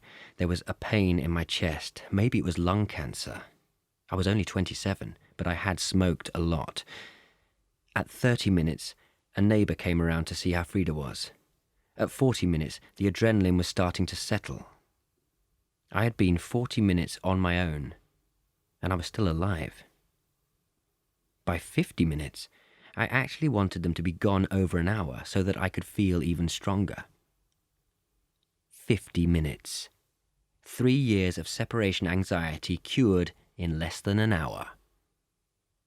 Needless to say, they came back. It was a horrible summer, but the outcome was okay. Andrea's mother was given terrible odds, but she beat them. I had reasons to force myself to be strong, to put myself in situations I wouldn't have put myself in. You need to be uncomfortable. You need to hurt. Also, I channeled my mind by writing my first proper novel. Not principally for career reasons. The novel was a reworking of Henry IV with talking dogs, so hardly bestseller territory, but to occupy myself. 2 years later, though, and with Andrea's encouragement, it would be an actual published book. I dedicated the book to Andrea, obviously, but it wasn't just a book I owed her. It was a whole life. My agent. You've got a publisher. What? Just had the phone call. You are going to be a published author. What? Seriously? Seriously. This news kept me going for about 6 months. For about 6 months, my lack of self-esteem had been artificially addressed. I would lie in bed and go to sleep smiling. But being published, or getting a great job, or whatever, does not permanently alter your brain. And one night I lay awake feeling less than happy. I started to worry. The worries spiraled, and for 3 weeks I was trapped in my own mind again. But this time I had weapons. One of them, maybe the most important, was this knowledge. I have been ill before, then well again. wellness is possible. Another weapon was running. Running is a commonly cited alleviator of depression and anxiety. When I started running, I was still getting very bad panic attacks. The thing I liked about it was that many of the physical symptoms of panic, the racing heart, the problematic breathing, the sweating, are matched by running. So while I was running, I wouldn't be worried about my racing heart because it had a reason to be racing. Also, it gave me something to think about. I was never exactly the fittest person in the world, so running was quite difficult. It hurt, but that effort and discomfort was a great focuser. And so I convinced myself that through training my body, I was also training my mind. It was a kind of active meditation. It also, of course, gets you fit, and getting fit is pretty much good for everything. So every day I would go running, or do an equivalent type of cardiovascular exercise. Like Haruki Murakami, whose excellent book What I Talk About When I Talk About Running I would later read, I found running to be a way of clearing the fog. I would come back from a run and stretch and have a shower and feel a gentle sense of release, as though depression and anxiety were slowly evaporating from inside me. It was a wonderful feeling. Also, that kind of monotony that running generates, the one soundtracked by heavy breathing and the steady rhythm of feet on pavements, became a kind of metaphor for depression. To go on a run every day is to have a kind of battle with yourself. Just getting out on a cold February morning gives you a sense of achievement. But that voiceless debate you have with yourself, I want to stop, no, keep going, I can't, I can hardly breathe, there's only a mile to go, I just need to lie down, you can't, is the debate of depression, but on a smaller and less serious scale. So for me, each time I forced myself out there in the cold, grey damp of a West Yorkshire morning, it gave me a little bit of depression-beating power. It helped, sometimes. Not always. It wasn't foolproof. I wasn't Zeus. There were no magic thunderbolts at my disposal. But it is nice to build up, over the years, things that you know do, on occasion, work. Weapons for the war that subsides, but that can always ignite again.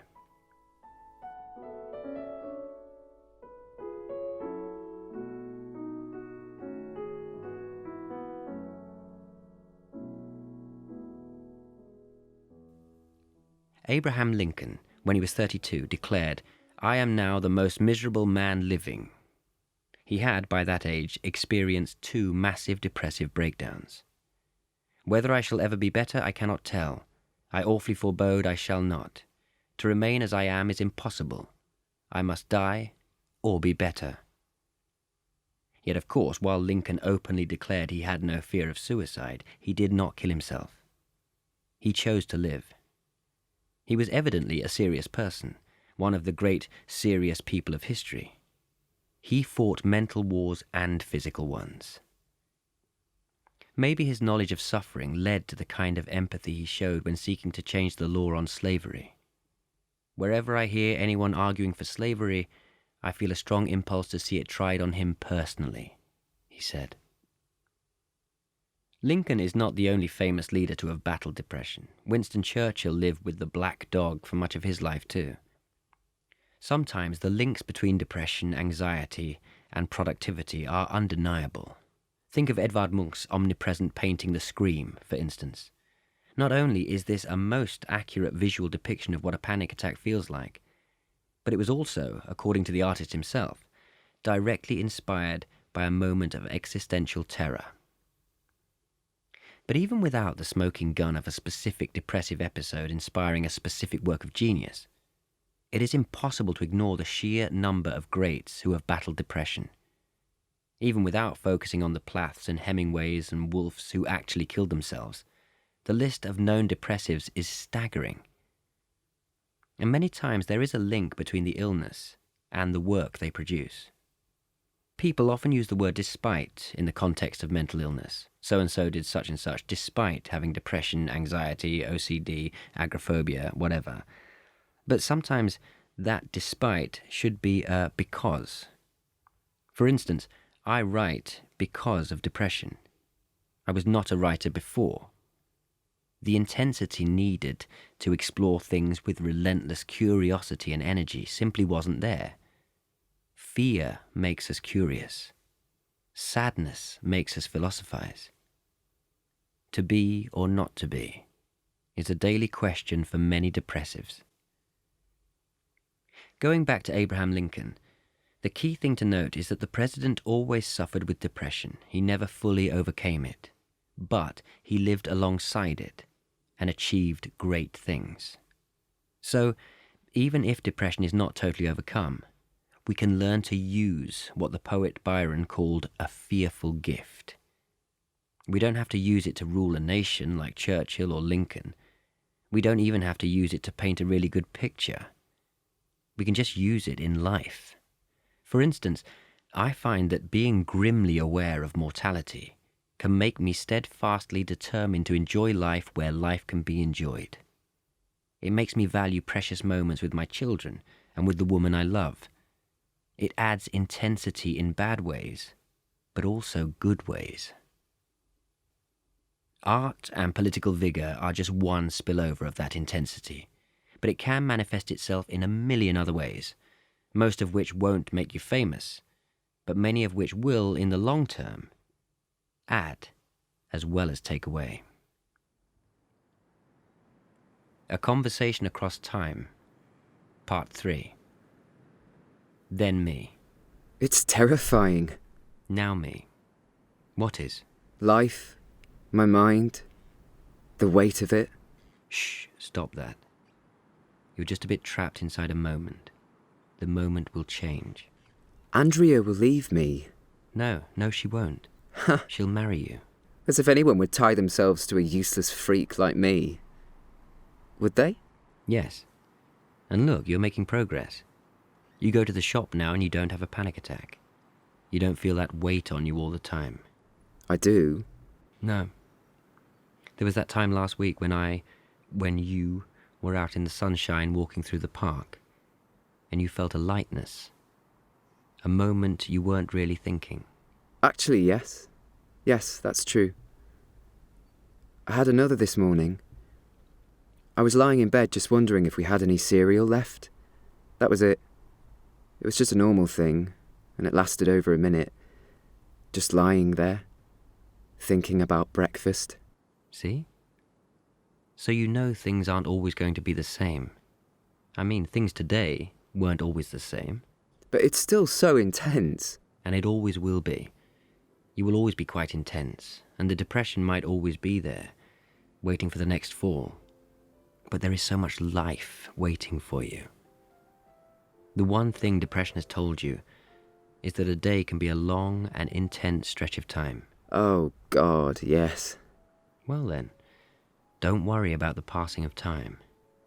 There can be infinity inside a day. I could be bounded in a nutshell and count myself a king of infinite space. Hamlet. Impressive. I've forgotten all those lines by now. It's been a long time since university. I am starting to believe in you. Thank you. I mean, the possibility of you. The possibility that I exist more than a decade in the future. And that I feel a lot better. It's true, you do. And you have a family of your own. You have a life. It's not perfect, no human life is. But it is yours. I want proof. I can't prove it. There is no time machine. No. I suppose I'll just have to hope. Yes, have faith. I'll try. You already have.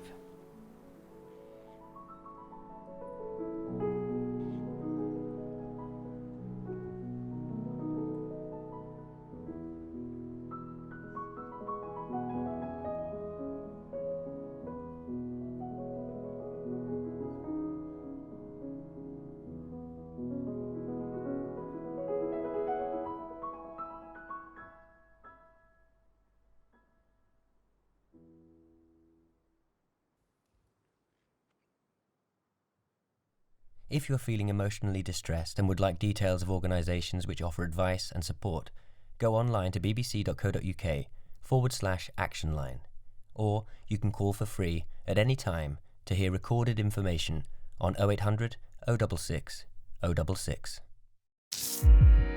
BBC Sounds. Music, radio, podcasts.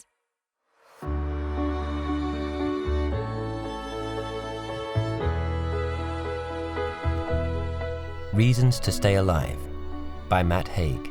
Read by Carl Prekop. Episode 7. Matt realises that sometimes there is good reason in the modern world to panic. But he learns too that the only constant is change.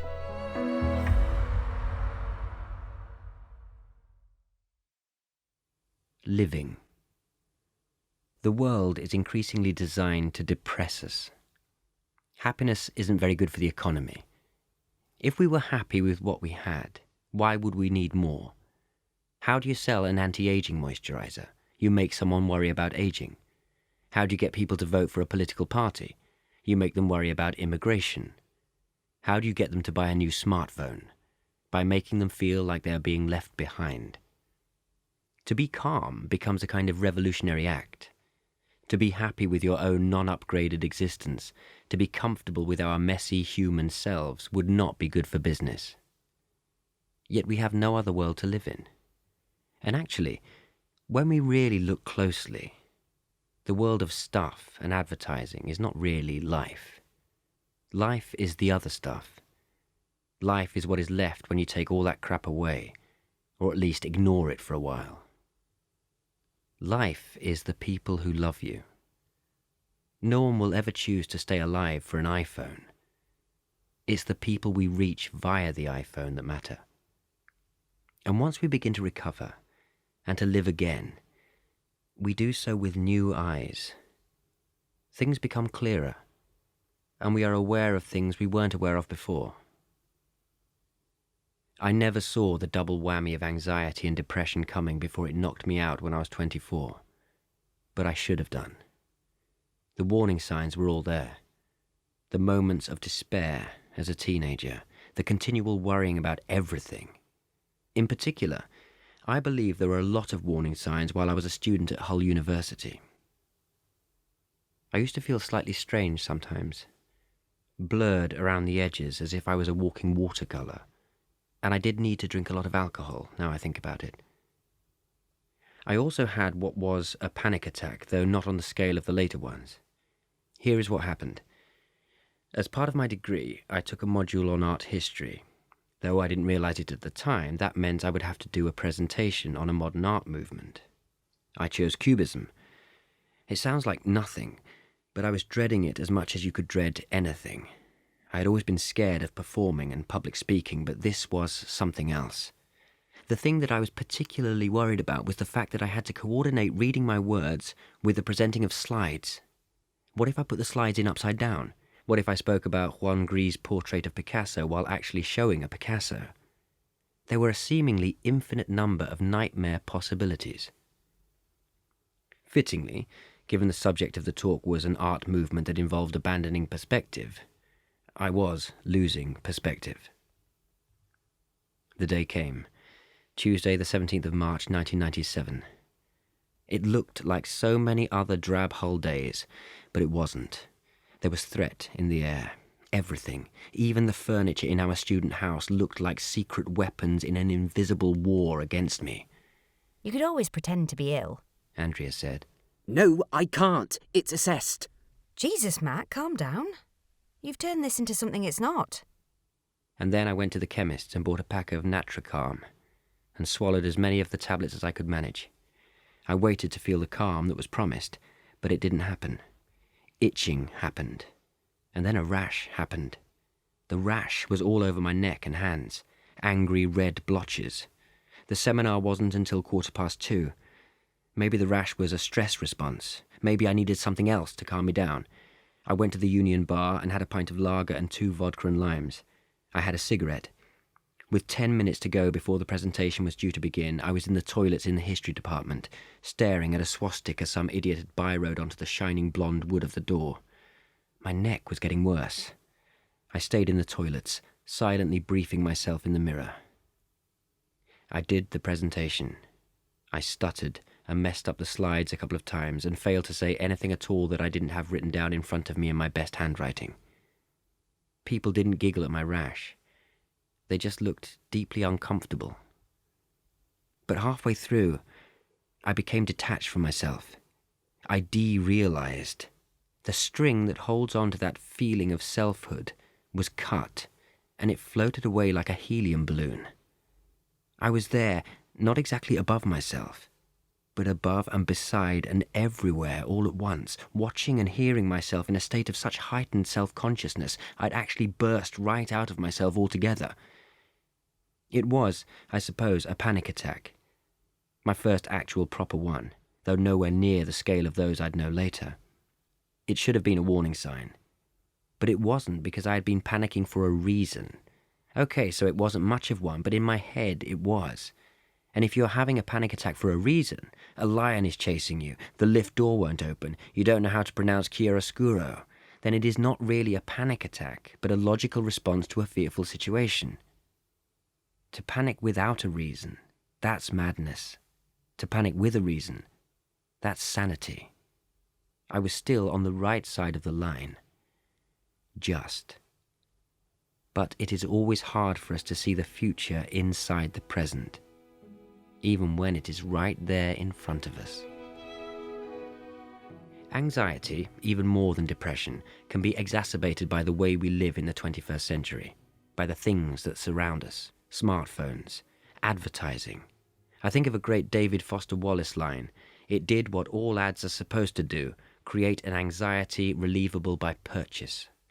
Facebook likes, Instagram, unanswered emails, dating apps, war, the changing climate, overcrowded public transport, Google-induced hypochondria, constant distraction, work, 24-hour everything. Maybe to be truly in tune with the modern world means anxiety is inevitable.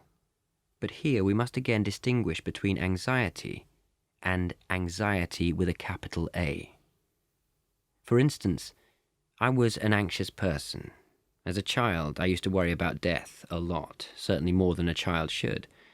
I also used to climb into my parents' bed and tell them I was too scared to go to sleep in case I woke up without the ability to see or hear. I even cried once when I was 14 about the fact that music wasn't as good as it had been when I was little. I was a sensitive child, it's fair to say. But anxiety proper, generalized anxiety disorder and the related panic disorder that I was diagnosed with too, can be a desperate thing. It can be a full-time occupation of gale force worry. That said, from my personal experience, anxiety, even more than depression, is very treatable. There does seem to be one thing that works across the board to a greater or lesser degree, namely slowing down. Anxiety runs your mind at fast forward rather than normal play speed. So addressing that issue of mental pace might not be easy, but it works. Anxiety takes away all the commas and full stops we need to make sense of ourselves. Here are some ways to add back that mental punctuation. Yoga. I was a yoga-phobe, but am now a convert. It's great because unlike other therapies, it treats the mind and the body as part of the same whole. Slow your breathing. Not crazy deep breaths, just gentle. In for 5, out for 5. It's hard to stick to, but it is very hard for panic to happen if your breathing is relaxed. So many anxiety symptoms, dizziness, pins and needles, tingling, are directly related to shallow breathing. Meditate. You don't have to chant. Just sit down for 5 minutes and try to think of a single calming thing. A boat moored in a glittering sea. The face of someone you love. Accept. Don't fight things. Feel them. Tension is about opposition. Relaxation is about letting go. Live in the present. Love. Love is an outward force. It is our road out of our own terrors, because anxiety is an illness that wraps us up in our own nightmares.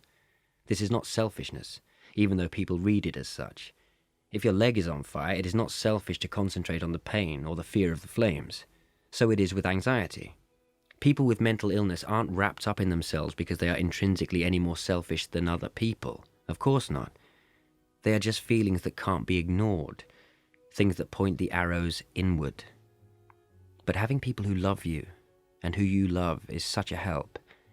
This doesn't have to be romantic or even familial love. Forcing yourself to see the world through love's gaze can be healthy.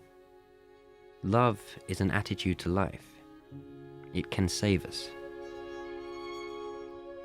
For 10 years of my life, I could not go to a party without being terrified. Yes, here was me who had worked in Ibiza for the largest and wildest weekly party in Europe, unable to step into a room full of happy people holding wine glasses without having a panic attack. Shortly after I became published, and was worried that I would soon be dropped, I felt obliged to attend a literary Christmas party. I was sober, as I was still petrified of alcohol, and I headed into a room and instantly felt out of my depth as famous brainy people, Zadie Smith, David Baddiel, Graham Swift, seemed to be everywhere with their famous brainy faces totally in their element. Of course, it is never easy walking into a room full of people. There is that awkward moment of hovering around like a serious, lonely molecule while everyone else is in their tight little circles, all laughter and conversation. I stood in the middle of the room, looking for someone I knew for reasons other than that they were famous, and couldn't see anyone. I held my glass of sparkling mineral water. I was too scared of caffeine and sugar to have anything else, and tried to think my discomfort made me a genius. For a couple of seconds, I kind of accidentally locked eyes with Zadie Smith. She turned away. She was clearly thinking I was a weirdo. The Queen of Literature thinks I am a weirdo. As I stood there, those bubbles of carbon dioxide rose in my glass. I felt a kind of annihilation. I began to be not entirely sure I was there at all, and I felt floaty. This was it. A relapse. Weeks, maybe months of depression awaited me. Breathe. I told myself. Just breathe. I needed Andrea. The air was getting thinner. I was in the zone. I had passed the event horizon. It was no good. I was lost in a black hole of my own making. I put my glass down on the table and got out of there. I left a coat in the cloakroom that could still be there, for all I know. I stepped into the London night and ran back the short distance to the cafe where Andrea, my eternal saviour, waited for me. What's the matter? She asked. I thought you were going to be an hour. I couldn't. I needed to get out of there. Well, you're out. How do you feel? I thought about this. How did I feel? Like an idiot, obviously. But also my panic attack had gone. In the old days, my panic attacks didn't just go. They simply morphed into more panic attacks, breaking me down like an army until depression could come in and colonize my head. But now, I was feeling quite normal again. A normal person who was allergic to parties. I had wanted to die in the party, but not literally. Really, I had just wanted to escape the room. But I had at least walked into the room in the first place. That itself was progress. A year later, I would be better enough to not only go to the party, but to travel there on my own. Sometimes, on the rocky, windy path of recovery, what feels like failure can be a step forward.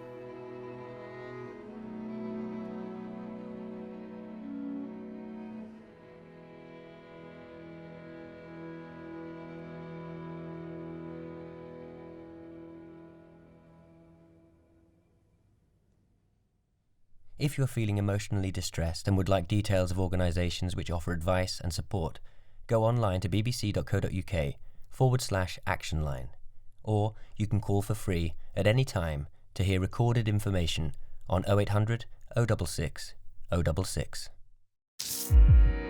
BBC Sounds. Music, radio, podcasts.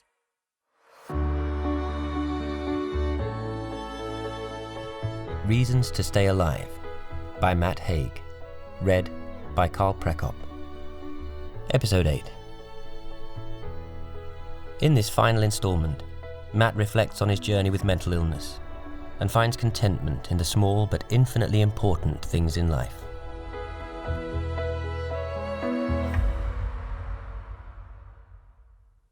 Being. I have a thin skin. I think this is part and parcel of depression and anxiety, or to be precise, being a person quite likely to get depression and anxiety. I also think that I will never fully get over my breakdown 14 years ago. If the stone falls hard enough, the ripples last a lifetime. I have gone from never feeling happy to feeling happy, or at least somewhere in the ballpark most of the time, so I am lucky. But I have blips.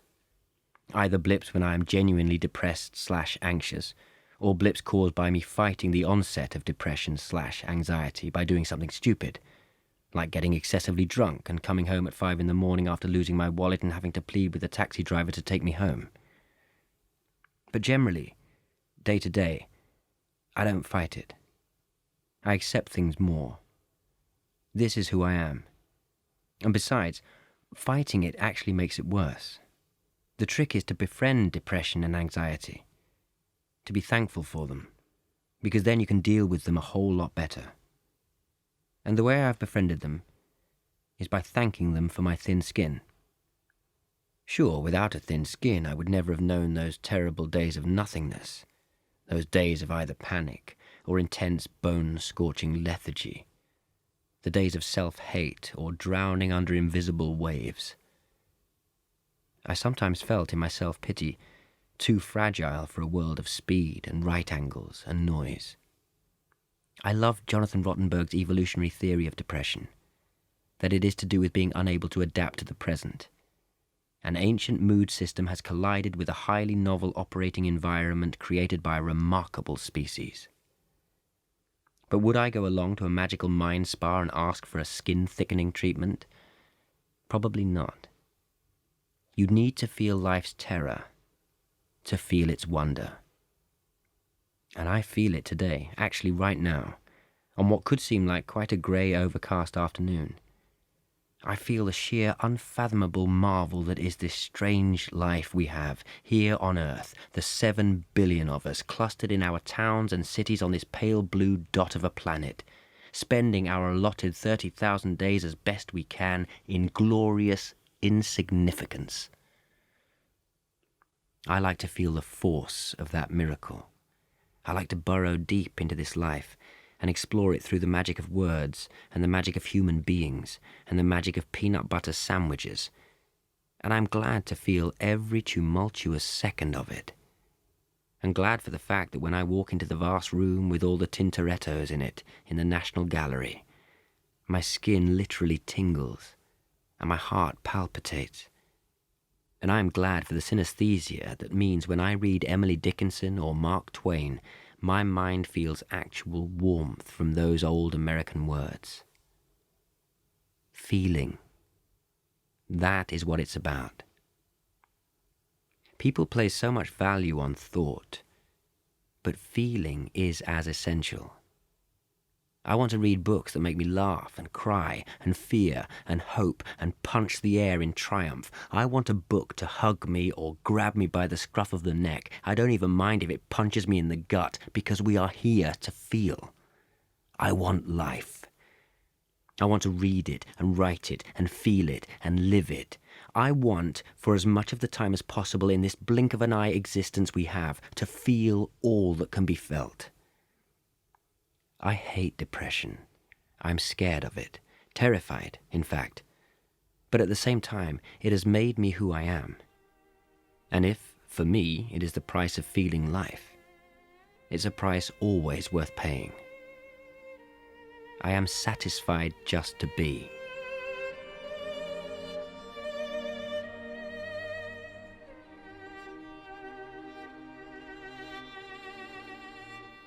Time troubles us. It is because of time that we grow old, and because of time we die. These are worrying things, As Aristotle put it, time crumbles things. And we are scared of our own crumbling and the crumbling of others. We feel an urgency to get on because time is short, to just do it, as Nike said. But is doing the answer? Or does doing actually speed up time? Wouldn't it be better just to be, even if less sporty footwear ends up being sold? Time does go at different speeds. As I've said, the few months in 1999 and 2000, when I was deeply ill, felt like years, decades even. Pain lengthens time, but that is only because pain forces us to be aware of it. Being aware of other things also helps lengthen time. This is all meditation is.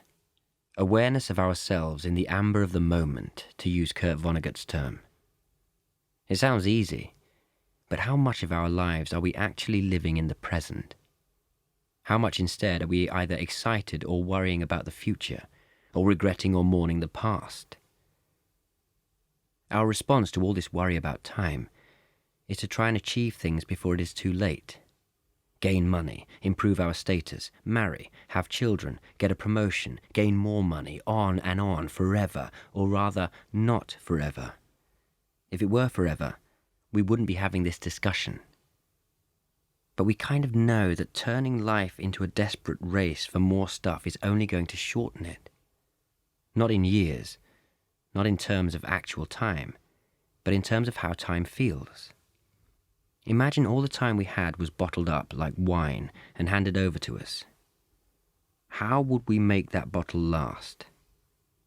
By sipping slowly, appreciating the taste, or by gulping? In the old days, before the breakdown, I used to deal with worry by distracting myself, by going out to clubs, by drinking heavily, by spending summers in Ibiza, by wanting the spiciest food, the brashest movies, the edgiest novels, the loudest music, the latest nights. I was scared of the quiet. I was scared, I suppose, of having to slow down and soften the volume. Scared of having nothing but my own mind to listen to. But after I became ill, all of this was suddenly out of bounds. I once switched on the radio and heard pounding house music, and it gave me a panic attack. If I ate a jalfrezi, I would lie in bed that night hallucinating and palpitating. People talk about using alcohol and drugs to self-medicate, and I would have loved to dull my senses. I would have taken crack if I thought it would help me ignore the hurricane in my head. But from the age of 24 to 32, I didn't have so much as a single glass of wine. Not because I was strong, as my teetotal future mother-in-law always thought I was, but because I was petrified of anything that would alter my mind. But this was a good thing. It meant I had to focus on my mind. Like in an old horror movie, I was pulling back the curtain and seeing the monster.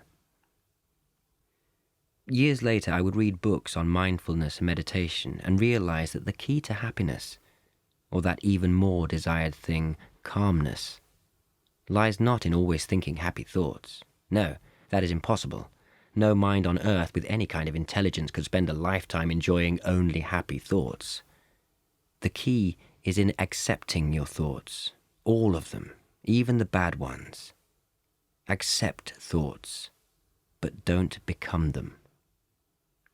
Understand, for instance, that having a sad thought, even having a continual succession of sad thoughts, is not the same as being a sad person. You can walk through a storm and feel the wind, but you know you are not the wind. That is how we must be with our minds. We must allow ourselves to feel their gales and downpours, but all the time knowing this is just necessary weather. When I sink deep now, and I still do from time to time, I try and understand that there is another, bigger and stronger part of me that is not sinking. It stands unwavering. It is, I suppose, the part that would have been once called my soul. We don't have to call it that if we think it has too many connotations. We can call it simply a self. Let's just understand this. If we are tired or hungry or hungover, we are likely to be in a bad mood. That bad mood is therefore not really us. To believe in the things we feel at that point is wrong, because those feelings would disappear with food or sleep. But when I was at my lowest point, I touched something solid, something hard and strong at the core of me, something imperishable, immune to the changeability of thought. The self that is not only I, but also we. The self that connects me to you, and human to human. The hard, unbreakable force of survival, of life, of the 150,000 generations of us that have gone before, and of those yet to be born. Our human essence. Just as the ground below New York and, say, Lagos becomes identical if you go down far enough beneath the Earth's surface, so every human inhabitant on this freak wonder of a planet shares the same core. I am you, and you are me. We are alone, but not alone. We are trapped by time, but also infinite. Made of flesh, but also stars.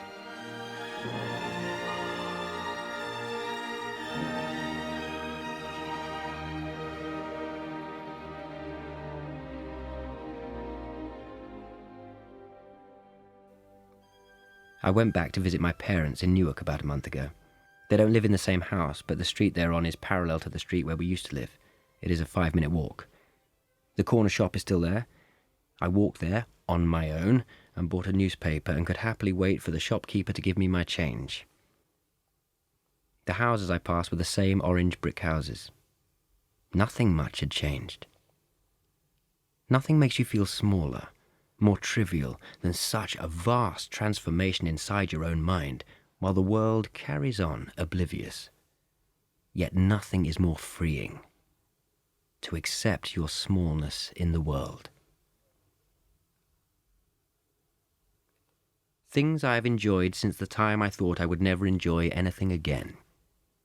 Sunrises, sunsets, books, cold beer, fresh air, yellowing paperbacks, skin against skin at 1 a.m, cold swimming pools, oceans, seas, rivers, lakes, fjords, ponds, puddles, roaring fires, pub meals, sitting outside and eating olives, the lights fading in the cinema with a bucket of warm popcorn in your lap, unabashed emotion, peanut butter sandwiches, the scent of pine on a warm evening in Italy, drinking water after a long run, getting the all clear after a health scare, Will Ferrell in Elf, talking to the person who knows me best, pigeon pose, picnics, boat rides, watching my son being born, catching my daughter in the water during her first 3 seconds, reading The Tiger Who Came to Tea and doing the tiger's voice, talking politics with my parents, talking heads, talking online about depression for the first time and getting a good response. Kanye West's first album, I know. The Beach Boys, lists, sitting on a bench in the park on a sunny day, meeting writers I love, foreign roads, rum cocktails, watching every Hitchcock movie, cities twinkling at night as you drive past them as if they are fallen constellations of stars. Laughing. Yes, laughing so hard it hurts. Laughing as you bend forward and as your abdomen actually starts to hurt from so much pleasure, so much release. And then as you sit back and audibly groan and inhale deeply, staring at the person next to you mopping up the joy. Reading a new Jeff Dyer book. Reading an old Graham Greene book. Running down hills. Christmas trees. Painting the walls of a new house. White wine. Vanilla fudge. Wasabi peas. My children's terrible jokes. Watching geese and goslings on the river. Reaching an age I never thought I'd reach. Talking to friends. Talking to strangers. Talking to you. Writing this book.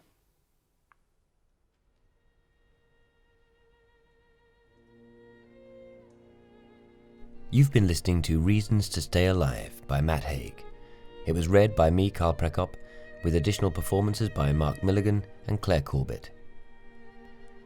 Reasons to Stay Alive was abridged by Rowan Routh and produced by Kieran Birmingham. It was a BBC booked production for BBC Sounds.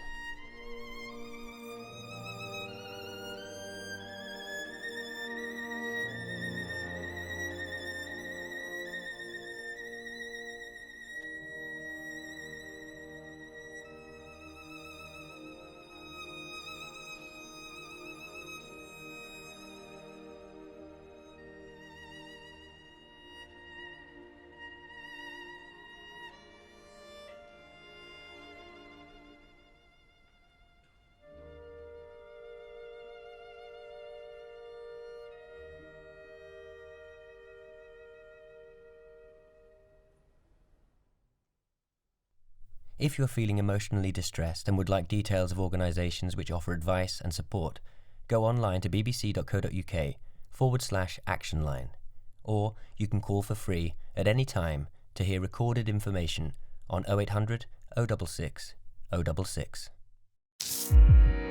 BBC Sounds. Music, radio, podcasts.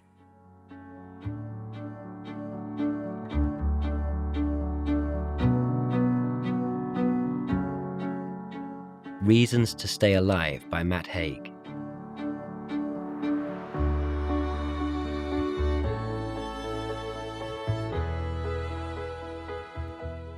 The book came out in 2015. I had no idea how it was going to be received. It was basically the first time I'd properly, publicly talked or written about my own experience of mental health issues. I wrote it because I felt compelled to. I certainly didn't think it would be a big, successful book in terms of sales or anything like that. And it just naturally sort of took off in a very nice, organic kind of way through word of mouth. And then slowly it grew and grew and grew. And it was a lovely feeling, although it was quite an unsettling feeling. You know, because I'm not a doctor, because I'm not a neuroscientist or a psychologist, I felt a little scared of this new position where people were coming to me and asking about their mental health issues and feeling suicidal. And I struggled for a while about how to cope with all that. I was getting a lot of messages on Instagram, on Twitter, via email. And that, for me, was probably the most overwhelming part of it all, really. And it took me a while to actually appreciate that I didn't have to be an expert or have every single answer to every person's problem. I was just a person who'd gone through something, who got out of a situation he thought he'd never be able to get out of into a better situation. And the other surprise was actually a lot of the people who read the book and who still read the book aren't people who themselves have been suicidal or had depression or anxiety or any other related mental health condition. It's often people who just want to know more about it because someone they know or care for is in a similar situation. So it gives a window on something that was formerly invisible. I think the reason I wrote it in a weird way was to sort of find my people, to find people who'd been through something similar, who I didn't necessarily know in real life. When I became ill when I had a breakdown and had full-blown panic disorder and depression, I thought, stupidly, as I say in the book, I felt like I was the only person to have ever experienced what I was feeling because I'd never heard anyone talk about it.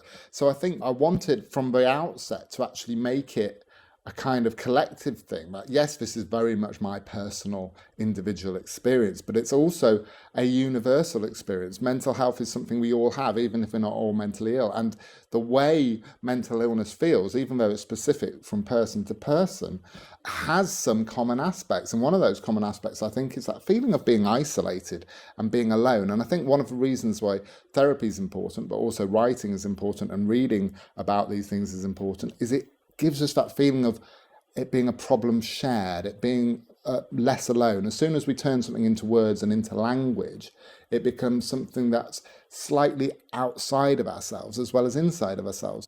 And so what I wanted to do was actually start a conversation. So the book is actually written, a lot of it is written in a very sort of accessible, conversational way, and that's very deliberate. I mean, I'm writing to people to start a conversation.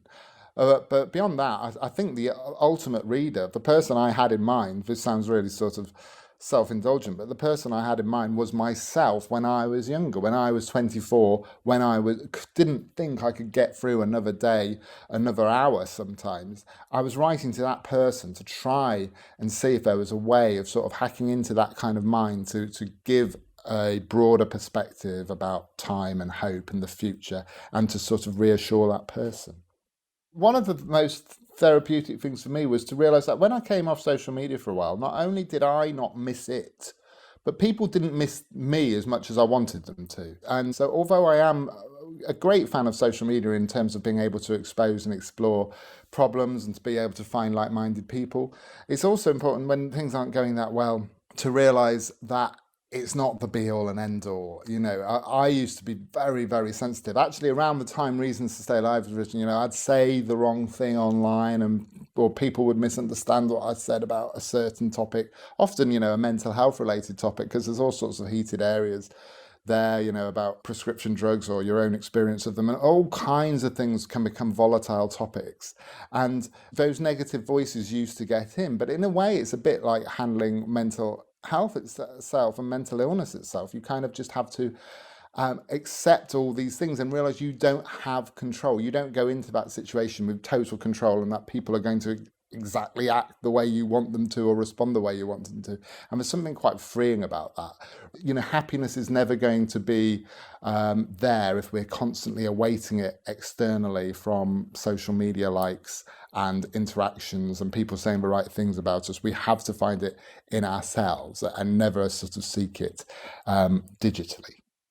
You know, this time has been extremely anxious because it's been full of uncertainty, and uncertainty about the future is pretty much, you know, you ask various philosophers and psychiatrists over the decades and it comes back to uncertainty. You know, that's why we feel fear in the first place. It's always about uncertainty. But the thing is, you know, this year hasn't fundamentally changed that. Our lives are always uncertain. The future itself is always something we don't know. We can never actually fully touch or taste or feel the future. It's always an abstract concept. So it's going back to that mindful thing of being truly in the present and accepting the present is always the only thing we know, because by the time we reach the future, that's another present in itself. So it's about, I think the answer to that is concentrating on the things around you, whether that's people, whether that's what you're choosing to watch or listen to, concentrate on looking after people,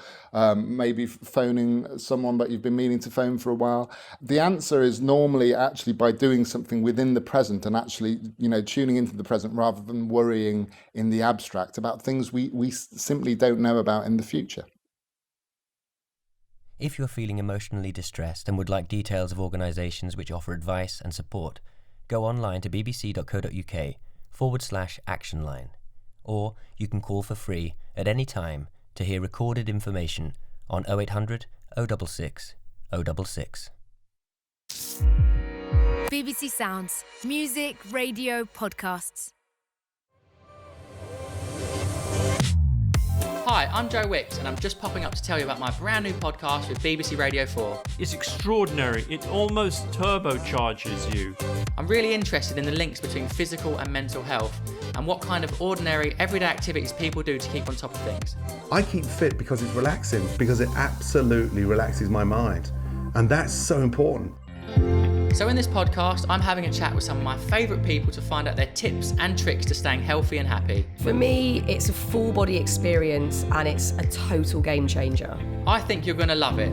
Hit subscribe on the Joe Wicks podcast on BBC Sounds. Let's do this.